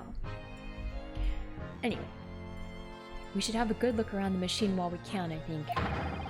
Touch anything, and I'll make sure I kill you before I get strung out myself. You hear? Aggressive fish and chips eating. I won't touch a thing, I promise. So please spare a thought for your digestion. Anyway, do you really think this machine could actually disassemble people like the professor claims? He asks, looking totally incredulous. Give it a rest, Sunshine. If we were allowed to examine all this bleeding scrap metal, maybe we could answer that question. But we can't, can we? Because of the annoying rules, you mean? Exactly. The annoying, obstructive, flaming rules. Oh, look at the base of the machine there. Oh, yes. Yes, there's a tool of some kind poking through the wire mesh. Oh, I can't forget, we gotta look at all of the stuff we've been collecting. It's a screwdriver, I think. Oh, isn't it a lovely one? The handle is in the shape of a capital letter A. That sounds like a clue. Is it? Oh, yes, you're right. What's the matter with you? Don't touch anything, I said. Touch anything, and I'll make sure I kill you before I get strung up myself, I said. Yes, I understand, sorry. Only touched it a teeny weeny bit. But Grexy, I'm very curious about this screwdriver. Really, very, very curious. He's like, not having it. Oh, he is having it. Of course, your ladyship. You're so clever, your ladyship. Fancy spotting something like this. But I'm afraid I can't let you have it. But Runo found it first. I assure you, I'll investigate it thoroughly. That's it. He's gone off with it. That was very mean. I'm afraid Inspector Gregson is going to make a very clumsy and embarrassing mistake in next month's installment now. Oh, poor Gregsy. Oh, he's gonna get written up badly. Alright, let's see what we got here. Anything else? We can look at this stuff that's on the floor here. What's over here? Or is this all gonna be the same? Considering how badly damaged everything is, Professor Harebrain was lucky to escape unscathed, I'd say. We should have a good look around the machine while we can. Oh no, this is the same thing. Alright. This is the same thing! Alright. Okay, so don't look at the machine again. What else should we look at here? Yes, yes, yes. Okay, okay. Alright, so we already looked at the machine. There's nothing else interesting here. Maybe these boxes? Let's see. Nope. Nothing particular of note. Alright, so maybe that's it for this. Maybe we should talk? Is there converse? We've already talked to him, but... Oh, nope. There's lots of stuff to talk about. Okay. Time for more talking. Using high voltage electricity to somehow disassemble a man's body. And then beam him across to the Crystal Tower. It's an extraordinary thing to attempt, especially in public. True. It was by far the most unusual of the experiments planned for the exhibition, mind. To be honest, I'm a bit surprised it was allowed. Carrying out something so dangerous with so many spectators present, I mean. The government's doing everything it can to promote new science and technology at the moment. They're more worried about being ahead of the game than the odd spot of public safety infringements. If they can be the first to develop some new technology, it makes Britain more powerful in the future, see? Yes, I suppose that's true, in a way. So the powers that be are placing a heavy emphasis on scientists' rights at the moment. What sort of rights? They're making it so that any theories the brains have remain their legal property, as it were. Right through developing it to a practical idea and even going into production. Which is the which is the infuriating reason us coppers aren't allowed to touch this crime scene. Because the new Highfalutin Special Dispensation for Scientific Equipment Act forbids it. I see now.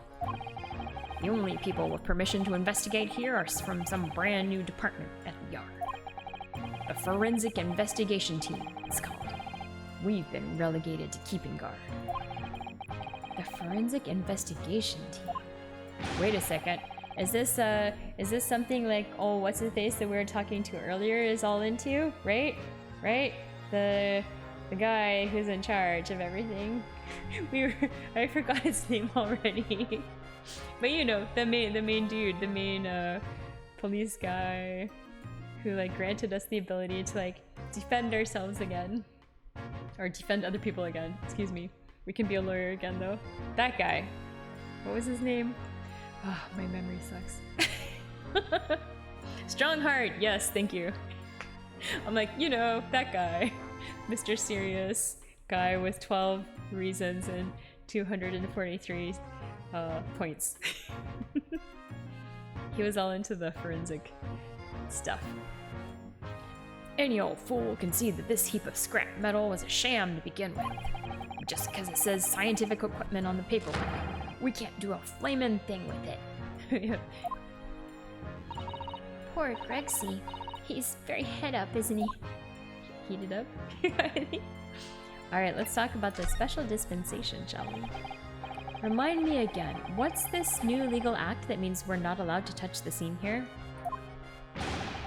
You having me at it, sunshine? It's the Special Dispensation for Scientific Equipment Act. Yes. I think Hurley mentioned that recently, with a real twinkle in his eye, as I remember. I'm sure he did, your ladyship. I'm sure he did. Passed especially for this great exhibition it was. All scientists have to do is present their ideas or inventions to some suits in the civil service. And if it gets rubber stamped, that's a guarantee of rights to maintain the invention's confidentiality. What does that really mean? Think about it. Think of all the world-changing new inventions on display every day at this exhibition. Although a good half of them are a load of cobblers, if you ask me. Put forth by shammers like yourself. Thanks for that. Wait, why is he being called a shammer? Oh, I love how absurd some of the inventions here are. It's all so fun. It might be fun to you, but a member of the force has to be present at every single demonstration. Can you imagine, eh? Hang science, that's what I say. Oh man, fish and chips only for this guy. Oh, I don't think so. That sounds like my dream job. You'd soon think otherwise after spending a day guarding all these shammers' bogus contraptions. But if they're all bogus, how can anyone hope to demonstrate them? There'd be no point. Yeah, well, there is a point, sadly. Sorry? Thanks to another of our government's bright ideas. If any theory or invention is deemed to show potential, the government hands out a research grant. The scientists get funding? Exactly. And that's what they're all after. All these shammers coming from far and wide to clog up Hyde Park. And who has to keep them all safe, eh? Who has to smile politely and welcome them? Us coppers, that's who. So you can see why I say it now, can't you? Hang science, hang it! Oh, maybe I can see your point. Alright, let's talk about Professor Harebrained. Apparently, Professor Harebrained lives and works in Germany now, conducting his research. That's right. Came back to Britain, especially for the Great Exhibition, as I understand it. Probably after one of the government's research grants. Actually, we learned something else about the professor earlier today. About his time in further education. It turns out he was at university with someone we both know. Lord Van Zieks. Eh? What's that? That's news to me. But Van Zieks means the prosecution. Then as the accursed, the professor's fate is sealed.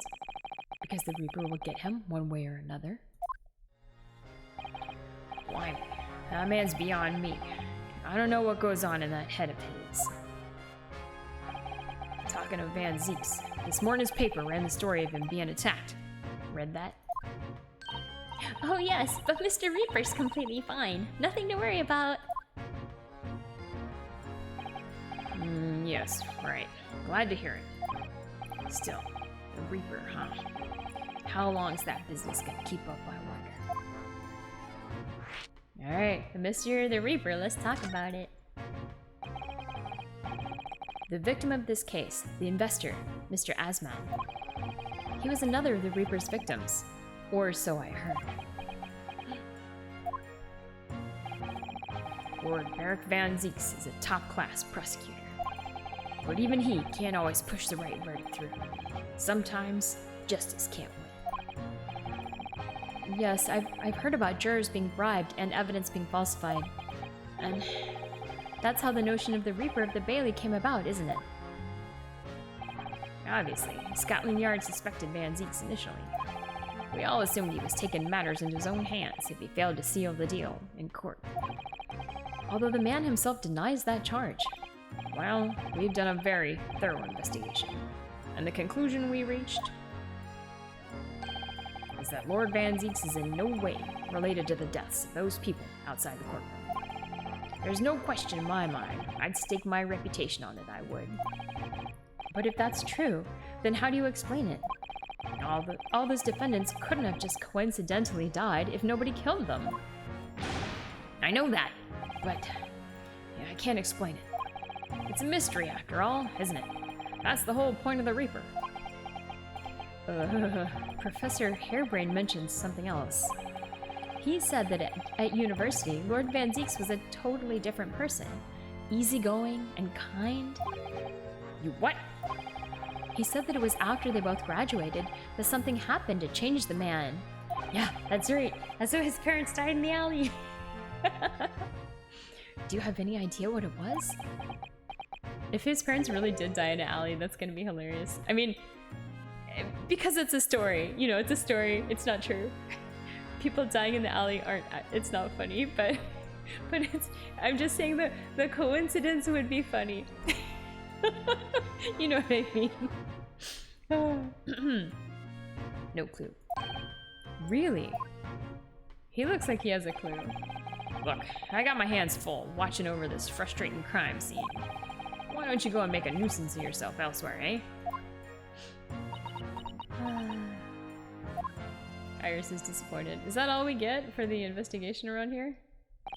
Maybe. Right. Are you done here, Mr. Naruhodo? Sorry? Isn't it about time you were leaving?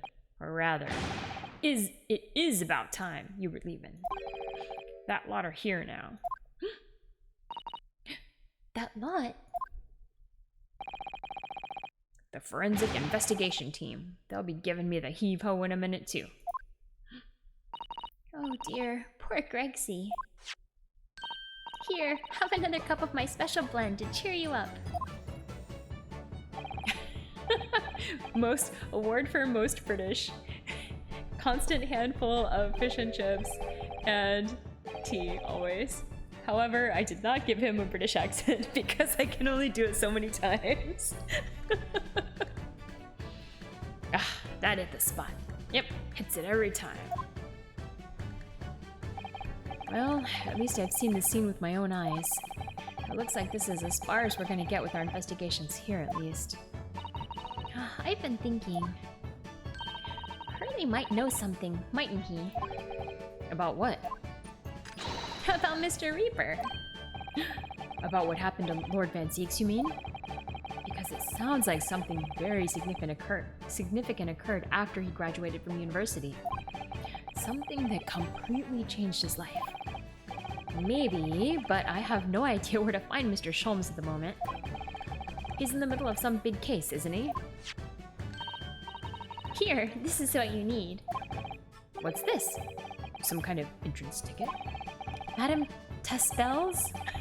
Wait, it's supposed to be like Madame Tussauds? Is it a wax museum? Is this supposed to mean something to me? You don't know it. It's the most popular attraction in London at the moment. It's very close to Baker Street, actually. We could go now, if you like. No, we don't have time for visiting attractions today, Iris. We have a big trial tomorrow. But that's where Hurley is. What? This popular London attraction? Yes. How is it that you know where he is? Hurley told me, but he told me to keep it secret from you, Runo. Madame Tuspel's. I don't see how it could be related to the case we're investigating here, but then... Stranger things have happened, and when they happen, Mr. Sholmes is usually at the heart of them. Alright, I guess let's go there. Let's go!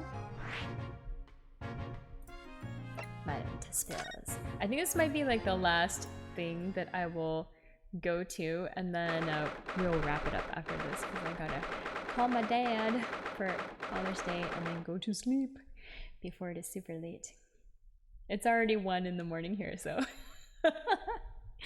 I slept pretty late, so I'm not super tired yet. But yeah, we'll do this part, and then that'll be the end for tonight. I think this might take a while. We'll see.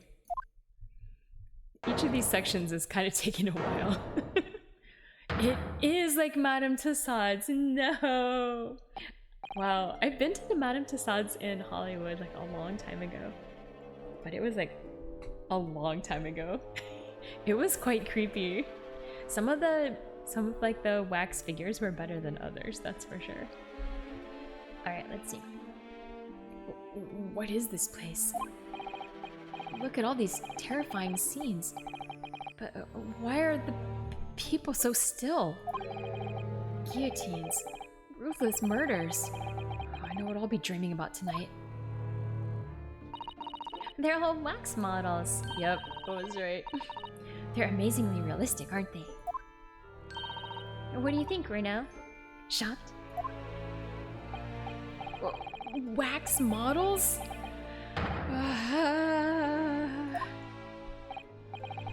I read about dead bodies and wax once in a magazine about strange phenomena. Depending on how corpses are kept after death, parts of them can turn to wax, apparently. It's called, wait, I don't know this word. Adipocere? Adipocere? I don't know. Adipose tissue is fatty tissue. I know that. Stop talking about creepy things like that, Bruno. You're scaring me. Anyway, adipocere or whatever. It doesn't happen readily. Ah! What now? I've just remembered something else I read in another magazine about strange phenomena. There was an old lady, maybe a witch, who used to pour molten wax over corpses and put them on display. None of the exhibits in here are real. Yeah, why is he getting so dramatic? They're entirely man-made replicas. They can't be. Do you really expect me to believe that? Just look at them. Oh. Oh, Naruhodo-san. There's no way anybody could make models of people that are this realistic. And there are all such gruesome scenes. Yeah, there were some gruesome scenes in the Wax Museum, if I remember. Wait. What is it? Oh, no. I must be seeing things. So, are they making a wax model of Sholmes? They must be, right? Alright. So, looks like they want us to like examine this room here. Well, first off, there's like a hand sticking out here. So, I think we should take a look at this. Is this an arm? It looks like an arm, doesn't it? Maybe it's one of the waxwork models. Maybe one of the waxwork models has fallen over. You don't think it could be the work of one of the mass murderers in here, do you? Bruno, stop scaring me. It is a wax arm. Or is it a real one? Come on, you're always pointing that finger of yours in court. Poke that arm now and see how it feels. See how it feels. Objection! Objection! That's it? Okay. Alright, let's go to the right then. Okay. Can we... I guess let's look at Sholmes here. Is it really him? Or is it like a wax model of him? Let's see. It's... the great detective, Mr. Herlock Sholmes. Mr. Sholmes has his own wax statue in here? Really? Well, he is world famous after all. Wait, this guy's sleeping over here. This looks like maybe a real person, so I feel like we should also take a look at him, maybe. It's an uncanny resemblance, isn't it? It makes my skin crawl to look at it. I know! But look, Bruno, you can kick this Hurley, and he doesn't move a muscle. I don't feel... Yeah. You can't go around kicking the exhibits, Iris.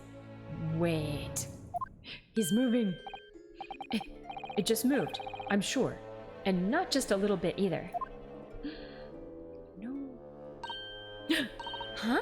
Really? Did it? And look closely. There are beads of sweat on the face of this waxwork model. No. It's not. Dot dot dot dot. Shall we move on, Iris? Over there, look! There's a great murder scene to enjoy. Much more appealing. Hold it! Hold it! Aha! My dear fellow, I take exception to your recoiling in such a manner, as if you've seen something truly abhorrent. Haha! Mr. Sholmes, I knew it. Iris, what possessed you? I strictly forbade you from divulging my temporary waxwork secret to Mr. Naruhodo. Temporary waxwork? What do you mean? And that kick! Could you have not exercised a little more restraint? You winded me! But Rue has something he needs to ask you. Ah, a question. And I thought you'd probably be getting bored too. So here we are. Well, I can't deny that your timing was impeccable. A mere 2 minutes more being stationary like that. And my great brain, upon which all my success has been built, would have turned to wax. Oh, thank goodness we arrived in time. Indeed. In many ways, the pair of you just saved the world from an unimaginable loss. Oh, Hurley, you do like to talk nonsense, don't you? He could know something, it's true, about Lord Van Zieks, and what happened in the past to change him. Now that you're here, let's take our time. How can I be of assistance? For you're in luck. I'm suddenly quite taken with the idea of conversing. Oh, well, actually, I'm in quite a hurry. And if my eyes don't deceive me, I believe something is afoot within the walls of this very museum. A most fascinating case, if I'm not mistaken. Really? Moreover, I have a strong suspicion that it is related to the matter about which you have come to me now. But how could it be? We shall speak again presently, my dear fellow. But for now, I must return to my work. Wait, he's leaving? Wait, back to being a temporary waxwork exhibit? Really? Is that it? Wait, we can't just talk to him? Let's talk to him. Yeah, we can talk to him. Okay. Alright, let's talk about Madame Tuspels. What is this place? Madame Tuspels came to London from France 3 years ago, I understand. Since she opened this little waxwork museum last year, it's enjoyed great popularity in London. There are museums like this in Japan too, but these displays are something else. I mean, they aren't made from actual real people, are they? Extreme realism of these waxwork models is a particular secret of the Tuspels family, they say. They earned renown during the French Revolution for the waxworks of victims of the guillotine. Ugh, that sounds grim. The gruesome scenes were portrayed with such realism in the expressions of the faces of the condemned. Apparently, the sculptors would make the models directly from the corpses, right there at the site of the executions. Oh my god, is that true? I don't know anything about Madame Tussauds' history. That really turns my stomach. That's just one of several legends about the Tuspels family. Whether there's any truth in it, I couldn't say. But anyway, this museum houses models of famous people from all over the globe. Nevertheless, the most popular area of the museum by quite some margin is this House of Horrors. House of Horrors? Of course, visitor numbers are dwindling now as a result of the Great Exhibition, but people usually flock here to see the exhibits of some of London's most vile criminals at their gruesome work. Naturally, most of the miscreants portrayed here were sent to the gallows. So they're even stiffer now than the models of them! Have you heard of poor taste? My dear fellow, the public lives for poor taste. They yearn to be shocked. So the hideous exhibits in here are... They're all portrayals of real events that actually took place. Is it just me, or did the temperature in here just seem to drop? Anyway, I advise you not to think too deeply about what you see here. Oh, he's back to being a waxwork, is he? Hold on, I need more water.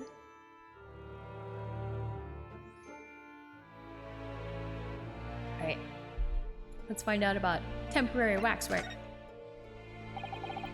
What do you mean by a temporary waxwork, Mr. Sholmes? Exactly what you see. I'm part of the exhibits here, catching these criminals in the act. Catching them?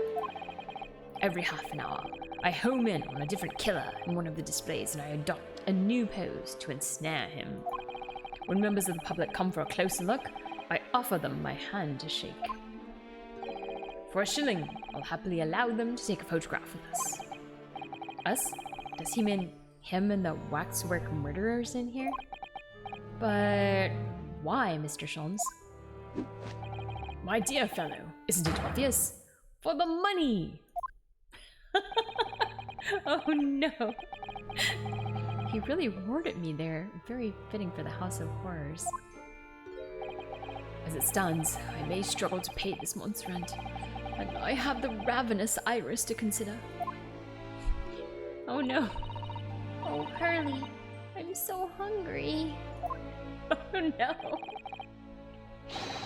Push comes to shove. I shall have to ask you to do your bit, Mr. Naruhodo. What's he threatening to rope me into now?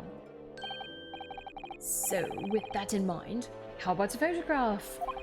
As a special treat, you may have your pick of the murderers and scoundrels in here. The choice is yours. Maybe some other time. Remember, Mr. Naruhodo, ignore me at your peril. Back to being a waxwork again. Is it just me? Or did his final remark there sound a lot like a curse? Alright, let's ask him. Alright, anything? Oh, okay, he's back. Well, what is it you'd like to ask me then? Actually, it's about Lord Van Zieks. Ah, our friend Mr. Reaper. How did you find him? Well, I trust. Yes. And so I filled Mr. Sholmes in about everything I'd learned. About Lord Van Zieks, about Professor Harebrain, and about the strange coincidence that they had been at university together.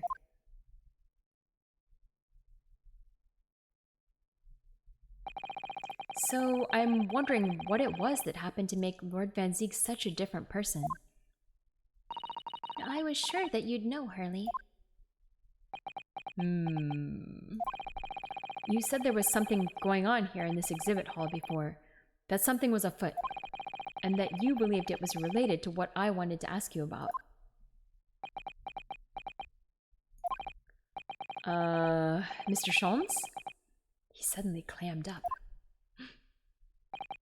Well, it seems we've reached the end. Greetings. Yeah, one day his family went to see an opera. Exactly. Uh-oh, who's this? Ooh. Oh, hello.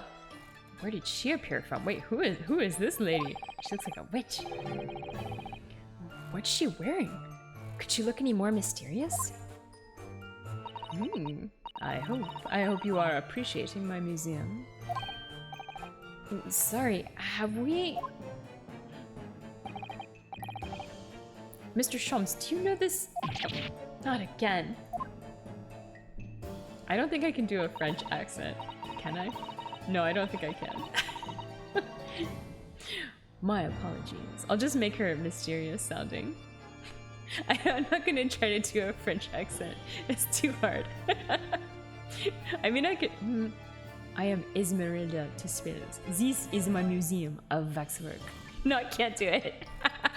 I'll just make her mysterious. My apologies. I am Esmeralda Tuspils. This is my museum of waxwork. What? You're the Madame Tuspils? Yes, sir. Though only 26 years young, I might add. Is that significant somehow? I'm a madame in name only. It adds a certain je ne sais quoi. Right. Firstly, I must apologize for my waxworks. Or rather, one waxwork in particular. That'll be Mr. Sholmes then? I was led to believe he was a great detective, but he seems unable to settle. What has she got? Oh my goodness. Next time you move from your designated exhibit, there will be toil and trouble. Oh no! She sounds deadly serious. That's a problem. How am I supposed to ask Mr. Sholmes about Lord Van Zieks now? Let's not forget what Hurley said before. About something being afoot, right here in the museum. I mean, Yes, I know, but I'm so curious. I want to know what's happening here. haven't we got enough on our plate already? Alright, I guess we have to talk to her. Alright. Let's go. The waxworks. Did you make all these waxworks, Madame Tespels? I did. I am the third generation of waxwork artisans, you know. Gosh. It was my grandmother who began the tradition in my family. Her fortunes were checkered, living through the turbulent times of the French Revolution as she did. Though that is when she acquired the savoir-faire that leads to the astonishing life like this.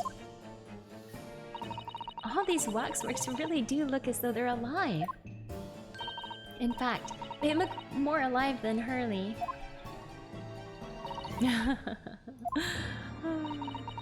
What you see exhibited here represents the most atrocious of London's criminal past. All the waxworks here were created in the presence of the real people on which they are modeled. In the hours immediately following their executions. That is the secret to the extraordinary lifelikeness. That sounds terrifying. All walks of life have similar challenges, I'm sure. To carry out one's trade par excellence, one must go to extraordinary lengths. My exhibits are a reflection of society. I create only that which the public wishes to see. Ugh. Why couldn't the public have wished for something less horrifying? Do not fear. Sorry? This room is the only one in the museum with such a macabre theme. I do hope you'll explore. There are models of famous singers, actors, politicians. Something for every taste, I hope. It was Iris who dragged me straight in here, come to think of it. Sorry. Perhaps I should have eased you into things. Alright, let's talk about the Great Detective Waxwork, shall we? What's the situation with that? Ah, my temporary waxwork model. He approached me some days ago, you see, with a business proposal. Oh, what sort of proposal? My dear madam, what these sparse exhibits need is the addition of a world-famous great detective. Or words to that effect. Naturally, I am well aware that Mr. Sholmes is widely known in London as a talented detective. It's great detective, actually. He's very specific about it. Ah yes, the creme de la creme. So I was keen to come to some arrangement with him, of course. But sadly, we were unable to agree terms. Let me guess. Someone wanted to charge an exorbitant fee for his services. For mere £500, I will dive into a cauldron of wax this very moment. Or words to that effect. Mr. Sholmes might have overdone it slightly with the sales pitch. Regrettably, the museum has a shortage of funds at the moment due to unforeseen circumstances. So we came to the current arrangement instead. Surely he doesn't really need to do what he's doing though, does he? I would think not, but he was very insistent. I have a 50-shilling problem. It must be resolved by morning. Or words to that effect. It's the pawnbroker, that's what it is. He must have something to redeem. Is the consulting detective work not going so well? Alright, something is afoot. Let's find out about it. I wonder, could I ask you something? Bien sûr. I'm just curious, is anything going on in the museum at the moment? Some kind of incident, perhaps? Whoever suggested such a thing to you? Oh, well, it was your temporary waxwork over there who mentioned it to me a little... Oh, he's disappeared. A wax model is a work of art, not some tawdry object for trade. Oh, it's a new person. Who is it? Ah. Oh, here we go. There you are. Leaving the exhibit again when you should be working? Do you wish to be melted down? My dear Madame Dispel, save your reprimands. There are more pressing concerns. Wax can wait. It's our ideas about your current problem we must throw into the melting pot instead. Alright. Personally, I would advise you not to involve the police. Why ever not? She's turned as white as a sheet. Because you have at your disposal a great detective whose services you may employ for mere 50 shillings. Oh, he's come to like sell his... That's how he's gonna make his money now instead. Please be aware that I prefer, no, I insist, upon payment in advance. Of course he does. You gotta get that bread. Damn straight. Very well. Let us see if the great detective is able to live up to his name, shall we? Before I engage in my analytical processes, I must ask you to clarify something. What, pray, is behind the curtain? What's in the box? What's in the box? Oh no, no, that was too much, I think. Right. Oh, oops, I didn't mean to do that. Oh, it's the special exhibit anyway. Ah, the special exhibit in the House of Horrors. It must depict a special killer then, I presume. Would you be so kind as to draw back the curtain, I wonder? Oh, absolument. Absolument non. There's nothing amiss behind there. Nothing amiss, madame? Oh no. What about the arm protruding ominously from under the curtain? I strongly encourage you to allow me to see what lies beyond before the situation worsens. Oh no. Yes, very well. I will draw back the curtains, but only a soupçon? I don't know what that means. I don't actually speak much French. I can only speak enough to read scientific papers. That's it. It's not conversational French. I must confess, I peeked behind the curtain earlier. The Tespel's special exhibit is a very bleak graveyard scene indeed. And yet, somewhat surprisingly, the waxwork killer one would expect is nowhere to be seen. What does strike one, however... Oh no, is the portly gentleman lying peacefully on his back on the floor. Is that a real person? Is it a real person? Well, then perhaps, Mr. Sholmes, that man on the floor is the ruthless killer himself? I'm afraid not, my dear fellow. He's a perfectly ordinary London gentleman, not even a waxworker, in fact. Wait, what? As skillfully made as these waxworks are, they are always distinguishable from real humans. So allow me to present my two conclusions. The first is that a sizable business transaction has been taking place in this special exhibit. Why? Why would you say that?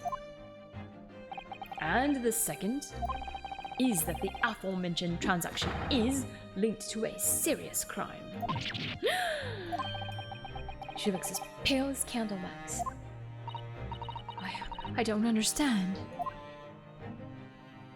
Doom Eternal.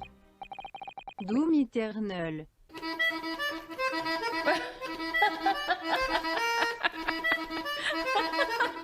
Thank you for the blurblation.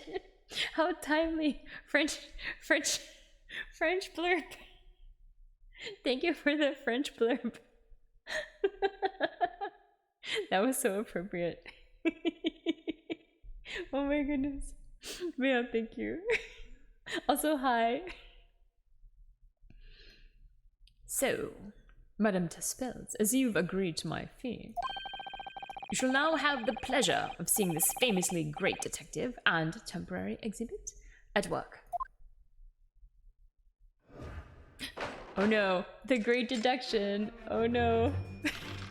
Time for some more craziness. Topic 1, Waxworks Fate. Alright. To begin with, we must ask ourselves what exactly is afoot here in this museum. The answer is revealed by the bundle of banknotes protruding so helpfully from your bag. In my estimation, some £200. That is all my own money. So, what does this large sum of money reveal?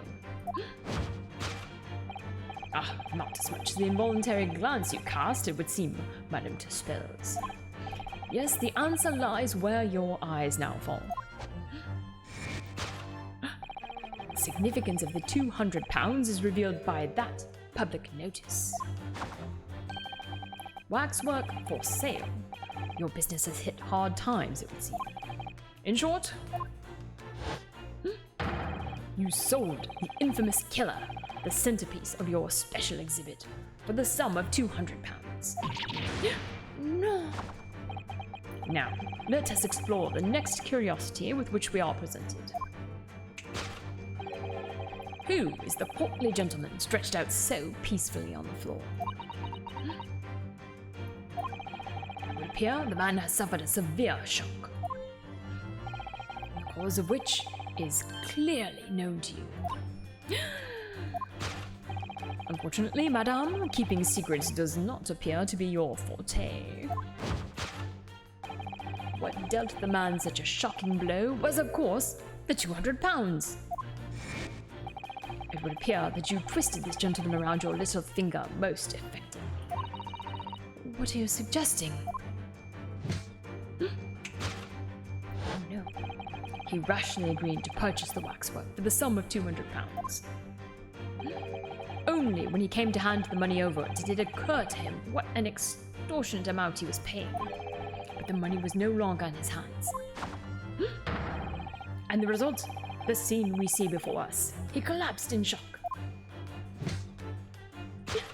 Oh no.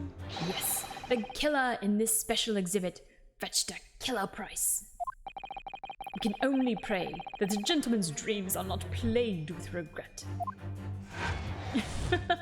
So the conclusion, sold for cash. Okay. Topic 2, waxwork location. The question that arises then is what has become of the waxwork that has changed hands? Let us consider that problem for a moment. You cannot possibly. What immediately strikes me about this conundrum is the young man standing over there. Who is this fellow? To find the answer, we need only observe his neckerchief. Such as is worn by policemen as a secret sign to fellow members of the force that a crime is being perpetrated. Yes, this young man is an undercover policeman, currently investigating this museum. I know him well, in fact. It's Sergeant John Clay. What are you talking about? The man's quite a celebrity. He received triple accolades at last year's policing awards. But next, we turn our attention to the old man sat before him with the particularly unsightly visage. I've been watching closely, and he hasn't moved a muscle.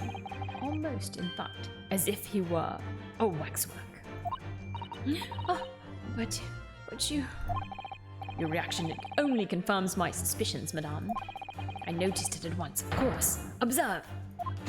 The telltale sign that instantly proves whether or not this old man is a waxwork is the obvious price tag. Threepence. A tragically low price, you might say. Though perhaps the going rate for aging waxworks riddled with cracks.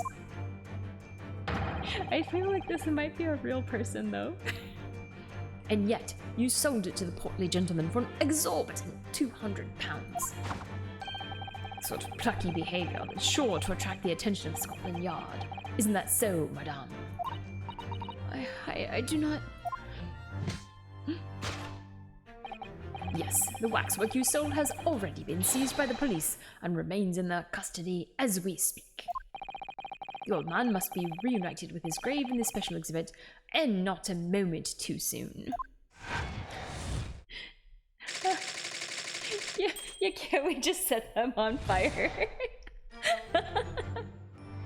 I mean, it could work. Time to dance, yeah. Thus concludes Herlock Sholmes's great deduction of this horrifying puzzle.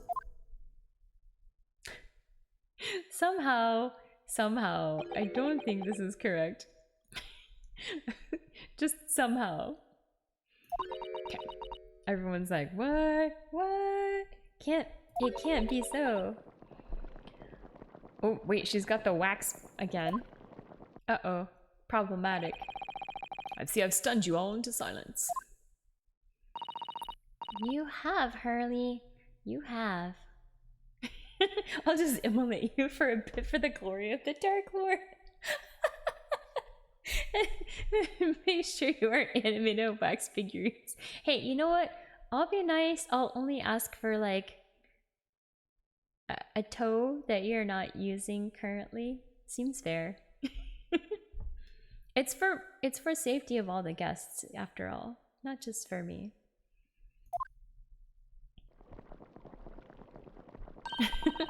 And you've obviously upset this young lady in the process. Her cauldron looks awfully hot. If I could just bring up one point, Mr. Sholmes. Ah, the notorious Naruhodo 1 point. I'm all ears, my dear fellow. According to your deduction then, the special exhibit featured this old policeman.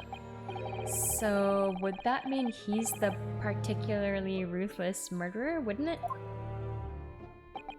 The killer policeman, Ottomol.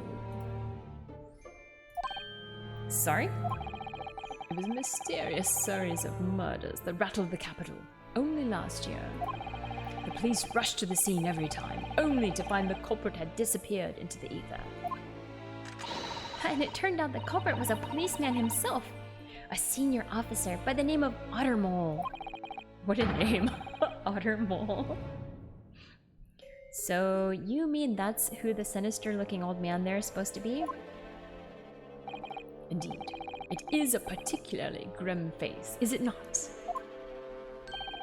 Unforgettable, in fact. Yes, I remember that odious countenance only too well. But is £200 a lot of money for a wax model? It would be enough to afford one of the latest steam carriages, if that puts things in perspective. So it is quite a lot then. Is there anything else you wish to add? Before I melt you down. That bubbling wax is looking more and more ominous. The smell of all that molten wax is starting to worry me.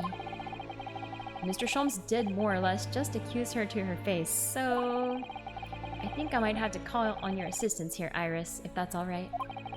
To make some minor corrections to the great detective's great deductions. Of course it's alright. We'll soon set things straight. Well, let's get started then, shall we? Before Madame Tespels vents her anger. Just what I was waiting to hear, my dear fellow. So, Madame Tespels, in accordance with our agreement, You shall now have the pleasure of seeing this famously great detective and temporary exhibit at work. Alright, it is time for course correction. Alright, let's see what we got here. Topic 1, Waxworks Fate sold for cash. Okay. To begin with, we must ask ourselves, what exactly is afoot here in this museum? The answer is revealed by the bundle of banknotes protruding so helpfully from your bag. In my estimation, some 200 pounds. That is all my own money. So, what does this large sum of money reveal? I think we're like waiting for an opportunity to like do something here, I guess. Not as much as the involuntary glance you cast, it would seem, Madame Tussauds. Yes, the answer lies where your eyes now fall. The significance of the 200 pounds is revealed by that public notice. Ah, okay, now it's time to do something. It must be heavy carrying around those 200 pounds. Yeah, what's it made out of? It looks like a... They're like banknotes made out of whatever's heavier than lead. She definitely looked in this direction, it's true. But I'm not sure she'd sell any of her waxworks, even for 200 pounds. Oh? She must pour her heart and soul into making them, don't you think? Over and above the wax. If it were me, I wouldn't sell them for anything. For that much money, I would, but sounds like that makes me a bad person. Well, anyway, I wonder if the 200 pounds could have some other significance. Let's follow that furtive glance again and see if there's anything else that could explain it. Alright. What reveals the true significance of the 200 pounds? Oh! Well, okay. Note on the wall. Let's check it out. What's that note doing pinned on the wall there? Oh yes, let's see. Dear Madame Tussauds, we've taken the prisoner from this room. The price for his safe return is 200 pounds. Have the money ready by noon on the 23rd of October. What? It's just like the sort of thing that's left behind when someone's kidnapped. Yes, it's a ransom note. Exactly. Alright, I mean, ransom note seems like the probable reason. Yeah. Can we present that? Is there anything else? No, I don't see anything else. Alright. Present. Take that! Alright, the significance of the 200 pounds is revealed by that ransom note. Wait, he's still got his sword with him? Oh my goodness. The significance of the 200 pounds is revealed by that ransom note. Quite so, and we must congratulate these criminals on their inventiveness abducting a waxwork. Wait, where did they actually abduct a waxwork? Or was it a person? Oh! 200 pounds is no small ransom fee, yet you clearly intended to pay it. The model in question has special importance, so I put together all the money I have. In summary then, the 200 pounds you have in your handbag is ransom money. Now, let us explore the next curiosity with which we are presented. Who is the portly gentleman stretched out so peacefully on the floor? It would appear the man has suffered a severe shock, the cause of which is clearly known to you. Unfortunately, madame, keeping secrets does not appear to be your forte. What dealt the man such a shocking blow was, of course, the 200 pounds, or not.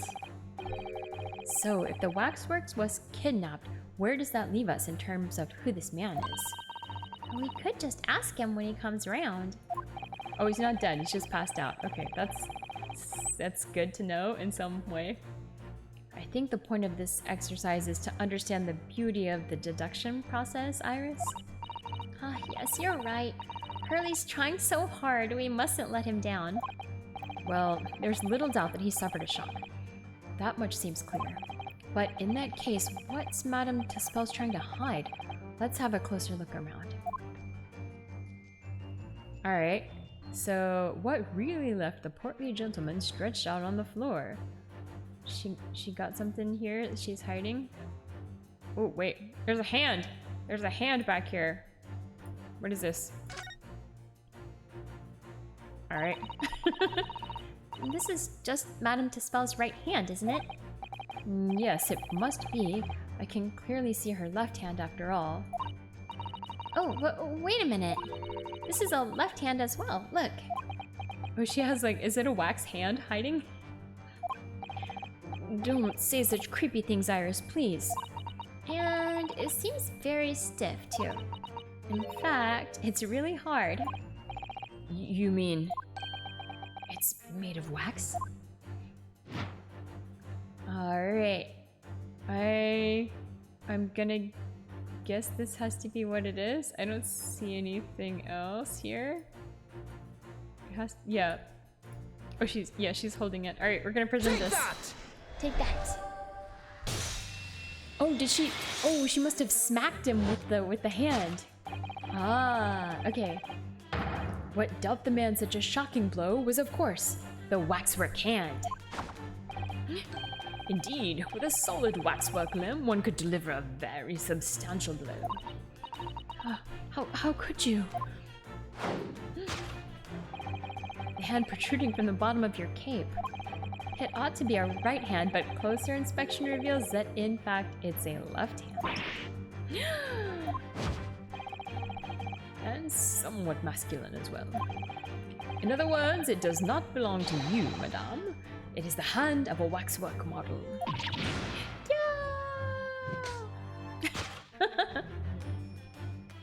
Oh, look at it. Oh my goodness.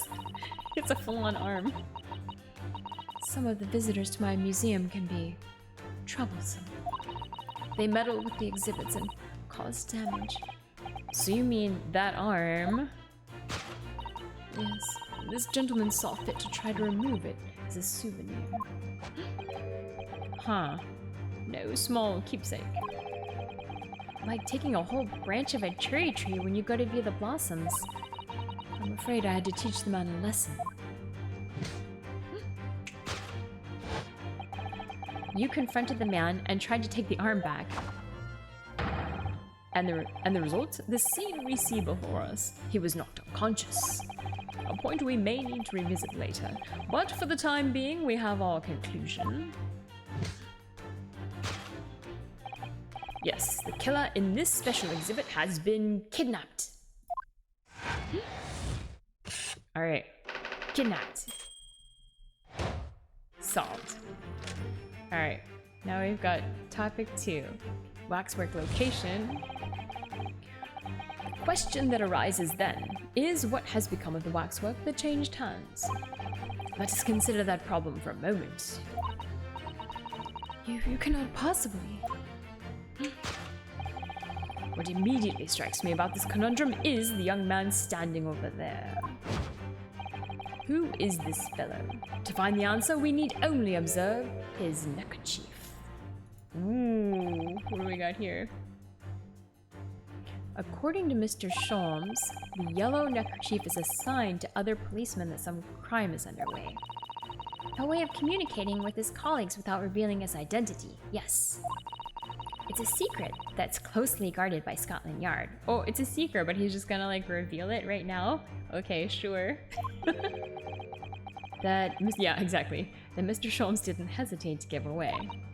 Well, uncovering secrets is in any true detective's nature, of course. Right. Anyway, judging from Madame Tespel's reaction to Mr. Sholmes' deduction... Oh goodness, excuse me. Too many noodles earlier. I think perhaps we might not have identified the man quite correctly. Who is this fellow? Alright. Oh! He's got no arm. So this is not a real person. What the? The man has a stub sticking out of his shoulder where his arm should be. Ah, well, that settles that then. Right, this isn't a real person at all. His entire arm's been ripped off from the shoulder down. His arm's been... Oh, of course. That ties in with what we just found out. Alright, I guess this is it. Take that! Take that. We only need to observe his shoulder stub. Who is this fellow? To find the answer, we need only observe his shoulder stub. No such boneless human walks this earth, of that I can assure you. In other words, the man standing here, the young Sergeant John Clay, is in fact, defying all odds, a waxwork model. I seem to remember it was you who concluded he was a real person in the first place, Mr. Sholmes. He has become quite a celebrity in London, being the winner of no less than 3 policing awards last year. I simply had to make a model of the man. Naturally, what other explanation could there be? And it was this detective's arm that was pulled off by the man on the floor in the special exhibit, wasn't it? Next, we turn our attention to the old man sat before him with a particularly unsightly visage. You gotta fruit love how completely over the top the drama is? Yes, it is crazy. XSL, thank you so much for the resub. Whoa, 19 months, that's crazy. Yeah, thank you so much. It's good to see you. Alright, let's see. I've been watching closely, and he hasn't moved a muscle. Almost, in fact, as if he were a waxwork. Ah, but you... Your reaction only confirms my suspicions, madame. I noticed it at once, of course. Observe! The telltale sign that instantly proves whether this old man is a waxwork is... Oh wait, I don't think he's really a waxwork. Let's see. A killer policeman called Ottermole, was it? Was he well known? It was all over the paper last year, but I can't say I know what he looks like. It's a very low price though. Threepence isn't much money. Only enough for a few measly hours of gas in Mr. Kirdeb's delightful lodgings, in fact. Oh no, flashbacks to the gas scene, or the gas case, oh my goodness. XSL, thank you so much for the raid. Whoa, thank you, thank you. Whoa, thank you so much, and welcome raiders. Hello everyone. Oh, you're playing Honkai Star Rail? How was it?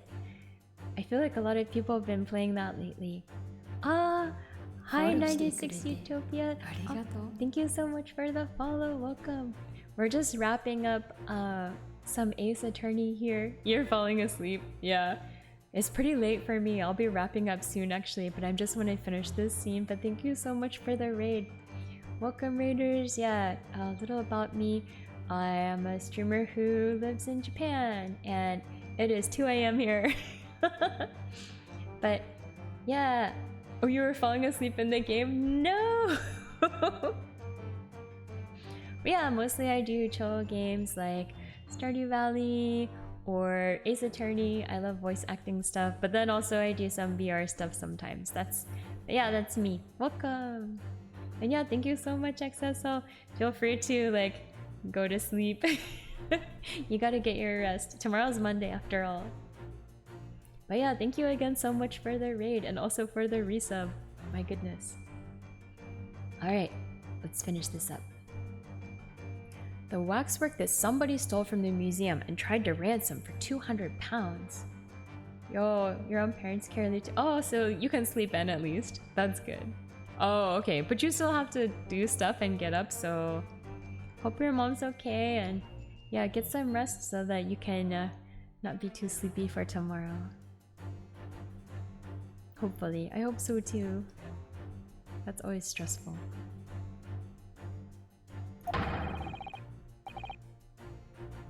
Alright, so the waxwork is this crusty old killer policeman Ottermole? Really? Perhaps we should have a good look around again and see if another idea crops up. Alright, so we have to look and see what's going on. his leg's moving. Okay, well that was easy. What do we got here? Look at this. The old man's tapping his foot like crazy. He seems to be fast asleep, though. He's not tapping his foot consciously then. So you mean... It must be a twitch. A twitch. Get it? It's a twitch. It's not even a joke. I just liked saying the word Twitch because this is Twitch. Never mind that. The point is, waxworks don't tap their feet. Or a twitch. He's a streamer in the making. That's right. But he's not a streamer. He's just a dreamer. Although I guess he could do the I'm only sleeping streams.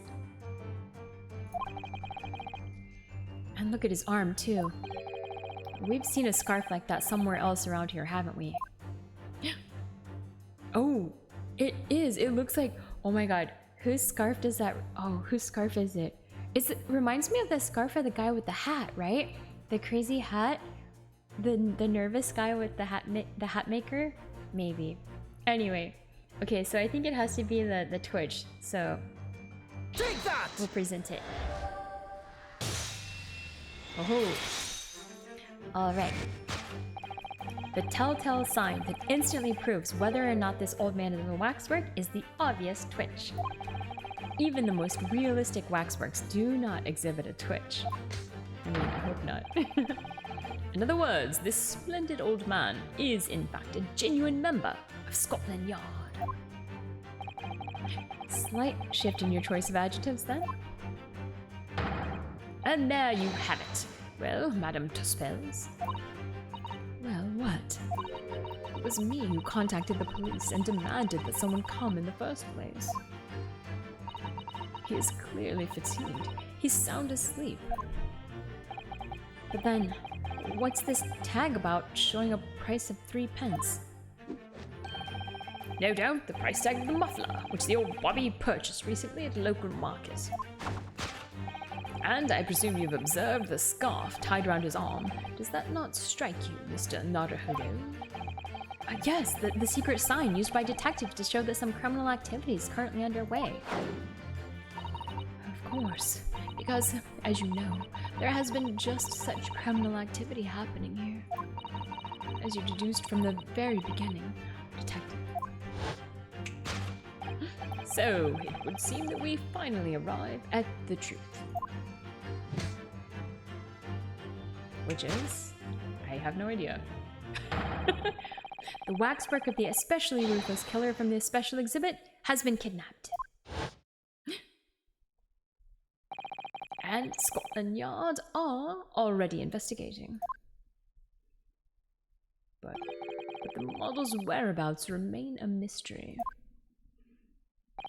Thus concludes Herlock Sholmes's great deduction of this horrifying puzzle. Conclusion, still a mystery. Indeed. No, it's not solved at all. Deduction is not complete. Well, there's no... Wait. Isn't that guy one of the old jurors? Maybe.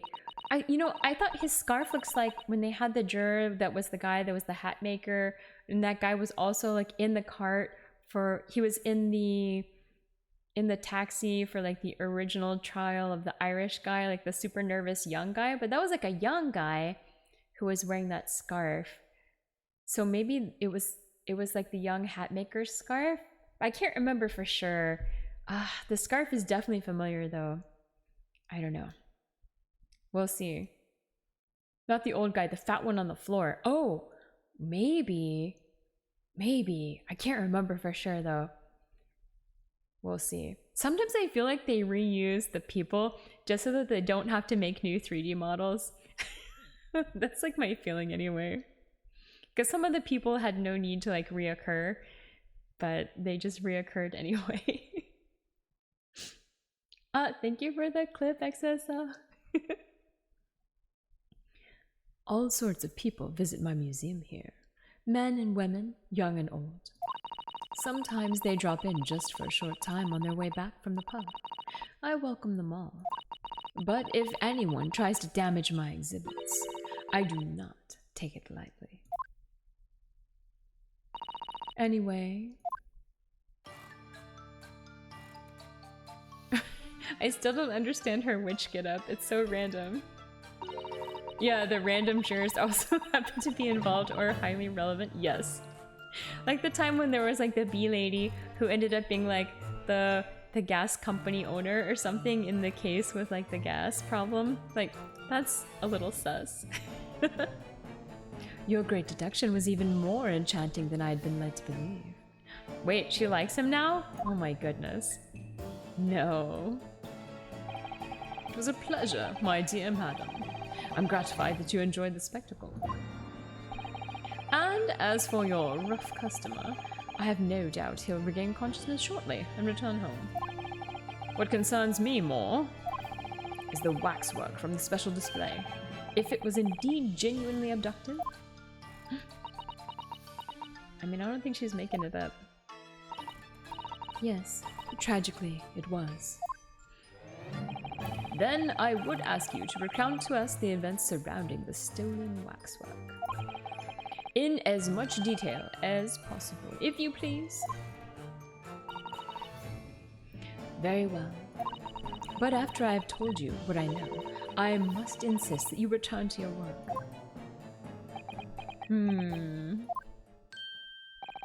The talents of a great detective could be put to better use, I feel, but as you wish. Wait, as you wish? What do you mean? Like, he's the one who asked to work there. This guy, I swear. Alright, let's talk about it. The stolen waxwork. Tell us more about the stolen waxwork, please. Some days ago now, when I came in here one morning, I immediately noticed that a waxwork was missing from the special exhibit here. It is your most prominent display, so that's why the curtains were closed. But he wants to keep detectiving. Please, just one more hour. No, I have to work tomorrow, and I still have to call my dad. Oh my god. I'm gonna be up until 3 for sure. This is brutal. And I found the ransom note in this place. Stay awake then? Oh my god, no. I can't stay up all night anymore.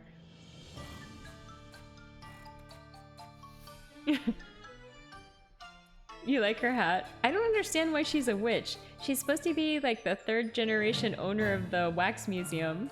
It's a little confusing, but yeah, she's a witch somehow. And she has a cauldron of wax as well. The culprit must have broken in during the night and taken it then. She can be both. That's true. So, this waxwork that was stolen, it was a model of some horrible criminal, I suppose? Of a particularly horrible criminal, in fact. The killer who left a more profound scar on society than any other, I would say. The Professor. Not a name I've heard of. So, Mr. Naruhodo, it seems the circle is complete. Sorry? The Professor case happened at around the same time I was born, didn't it? Indeed it did, Iris. 10 years ago, a series of murders that rocked the capital. 10 years ago? Yes, at exactly the time that Barak van Zieks graduated from university, in fact. What? Surely he's not saying... Oh my god, were his parents murdered in an alley? Oh my god, can it be? Can it be? It has to be. Maybe, we'll see. So, the big event that changed Mr. Reaper's life.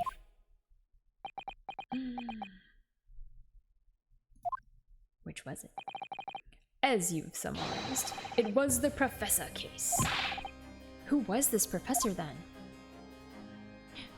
Alright, I guess we gotta find out about the Professor. Let's do it! It was a series of gruesome murders that had all of London gripped in a terror a decade ago. After 5 victims were killed, the man was arrested and put to death. And now he's immortalized here in wax for all Londoners to admire and enjoy. Though, of course, he happens to be absent at present on account of the abduction. But I don't understand. How is all this related to Lord Van Zieks?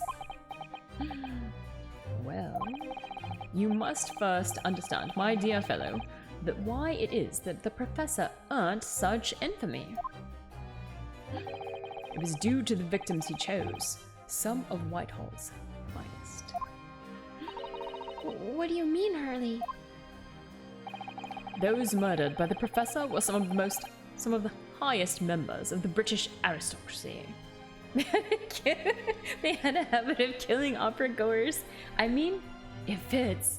It fits. Members of the nobility, even royalty. It sent shockwaves through the country's administration. Members of the... Wait, of course. What Professor Harebrained said. Lord Van Zieks is from a family with noble blood. Oh gosh. It was the fifth victim that led to the professor's arrest. The last of the killer's prey was a young noble by the name of Clint Van Zieks. Oh no, okay, it wasn't his parents. It was his brother, I guess. I mean, you know. No, but still. Hi, Cat Carrots. Thank you so much. All right, so the origin story of this Batman is his brother was killed, not his parents, but you know, still like similar origin story. I don't believe it. Van Zieks? I'm sure you can piece together the rest for yourself. In the wake of his older brother's murder, the young Barrack pursued a career as a prosecutor, and eventually became the Reaper we know today. I had no idea Lord Van Zieks had such a tragic past. I mean, how could you not know? He's totally Batman. Let's see, rich, dead relative killed by a murderer that turned him to a life of crime fighting.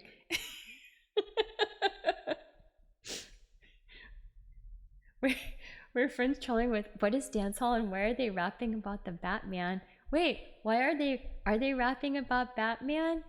Wait, I don't know. I think I don't know enough about dance hall.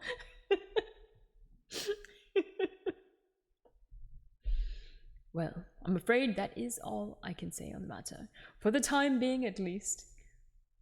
Is a Jamaican sir that sounds similar to Batman? Alright, I will have to Google this later. After all, I have work to do. As a waxwork exhibit. Oh, hi Aries! Howdy, howdy! Hope you're doing well. I'm wrapping up my stream, sort of. I hope. I hope. We'll see.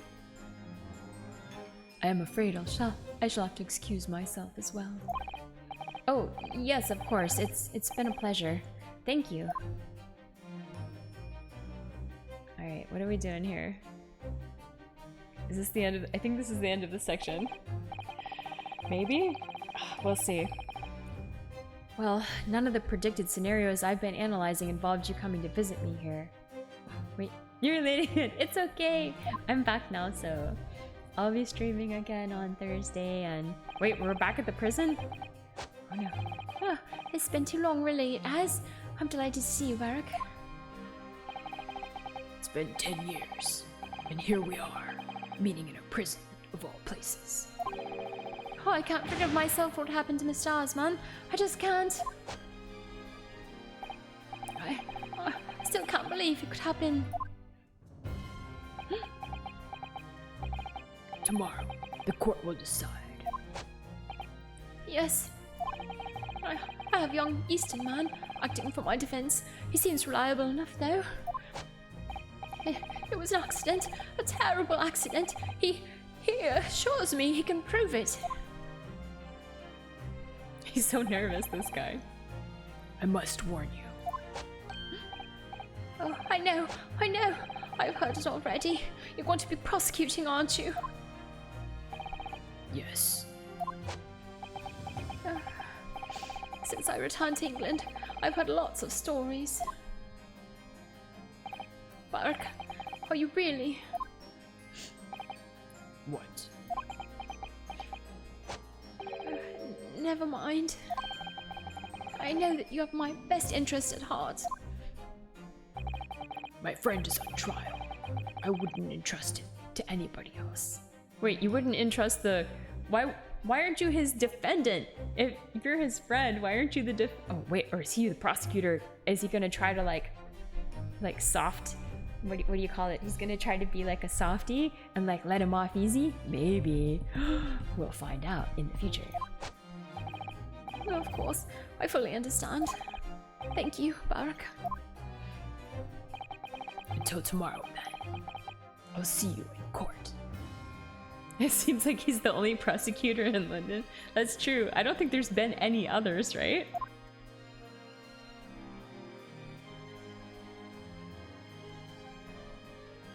Alright. To be continued. Alright, we made it to the end of this section. Phew. Man, this was a pretty long one. Usually I would think that the sections would be maybe like...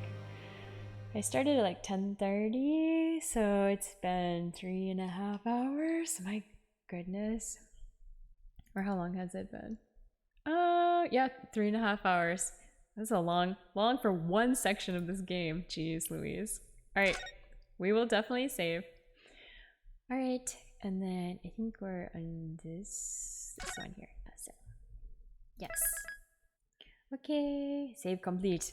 Alright, so next week we will start with the trial. Part 1 of the trial is next week. Until then, I will be... Wait, this is done, right? We already saved here. Yes, yes, everything is okay. Okay. Let me see who I can...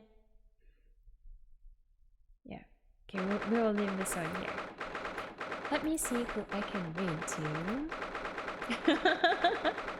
Thanks for the sneakies and papas. Yeah! Happy Father's Day to all the peeps. And I'm gonna call my papa. But we gotta see who to raid to. Who can we raid to? Oh, we can raid Snuckle. We haven't raided Snuckle in a while. Let's do that. Snuckle is playing a game called Hunt Showdown. I don't know this game, but we will check it out.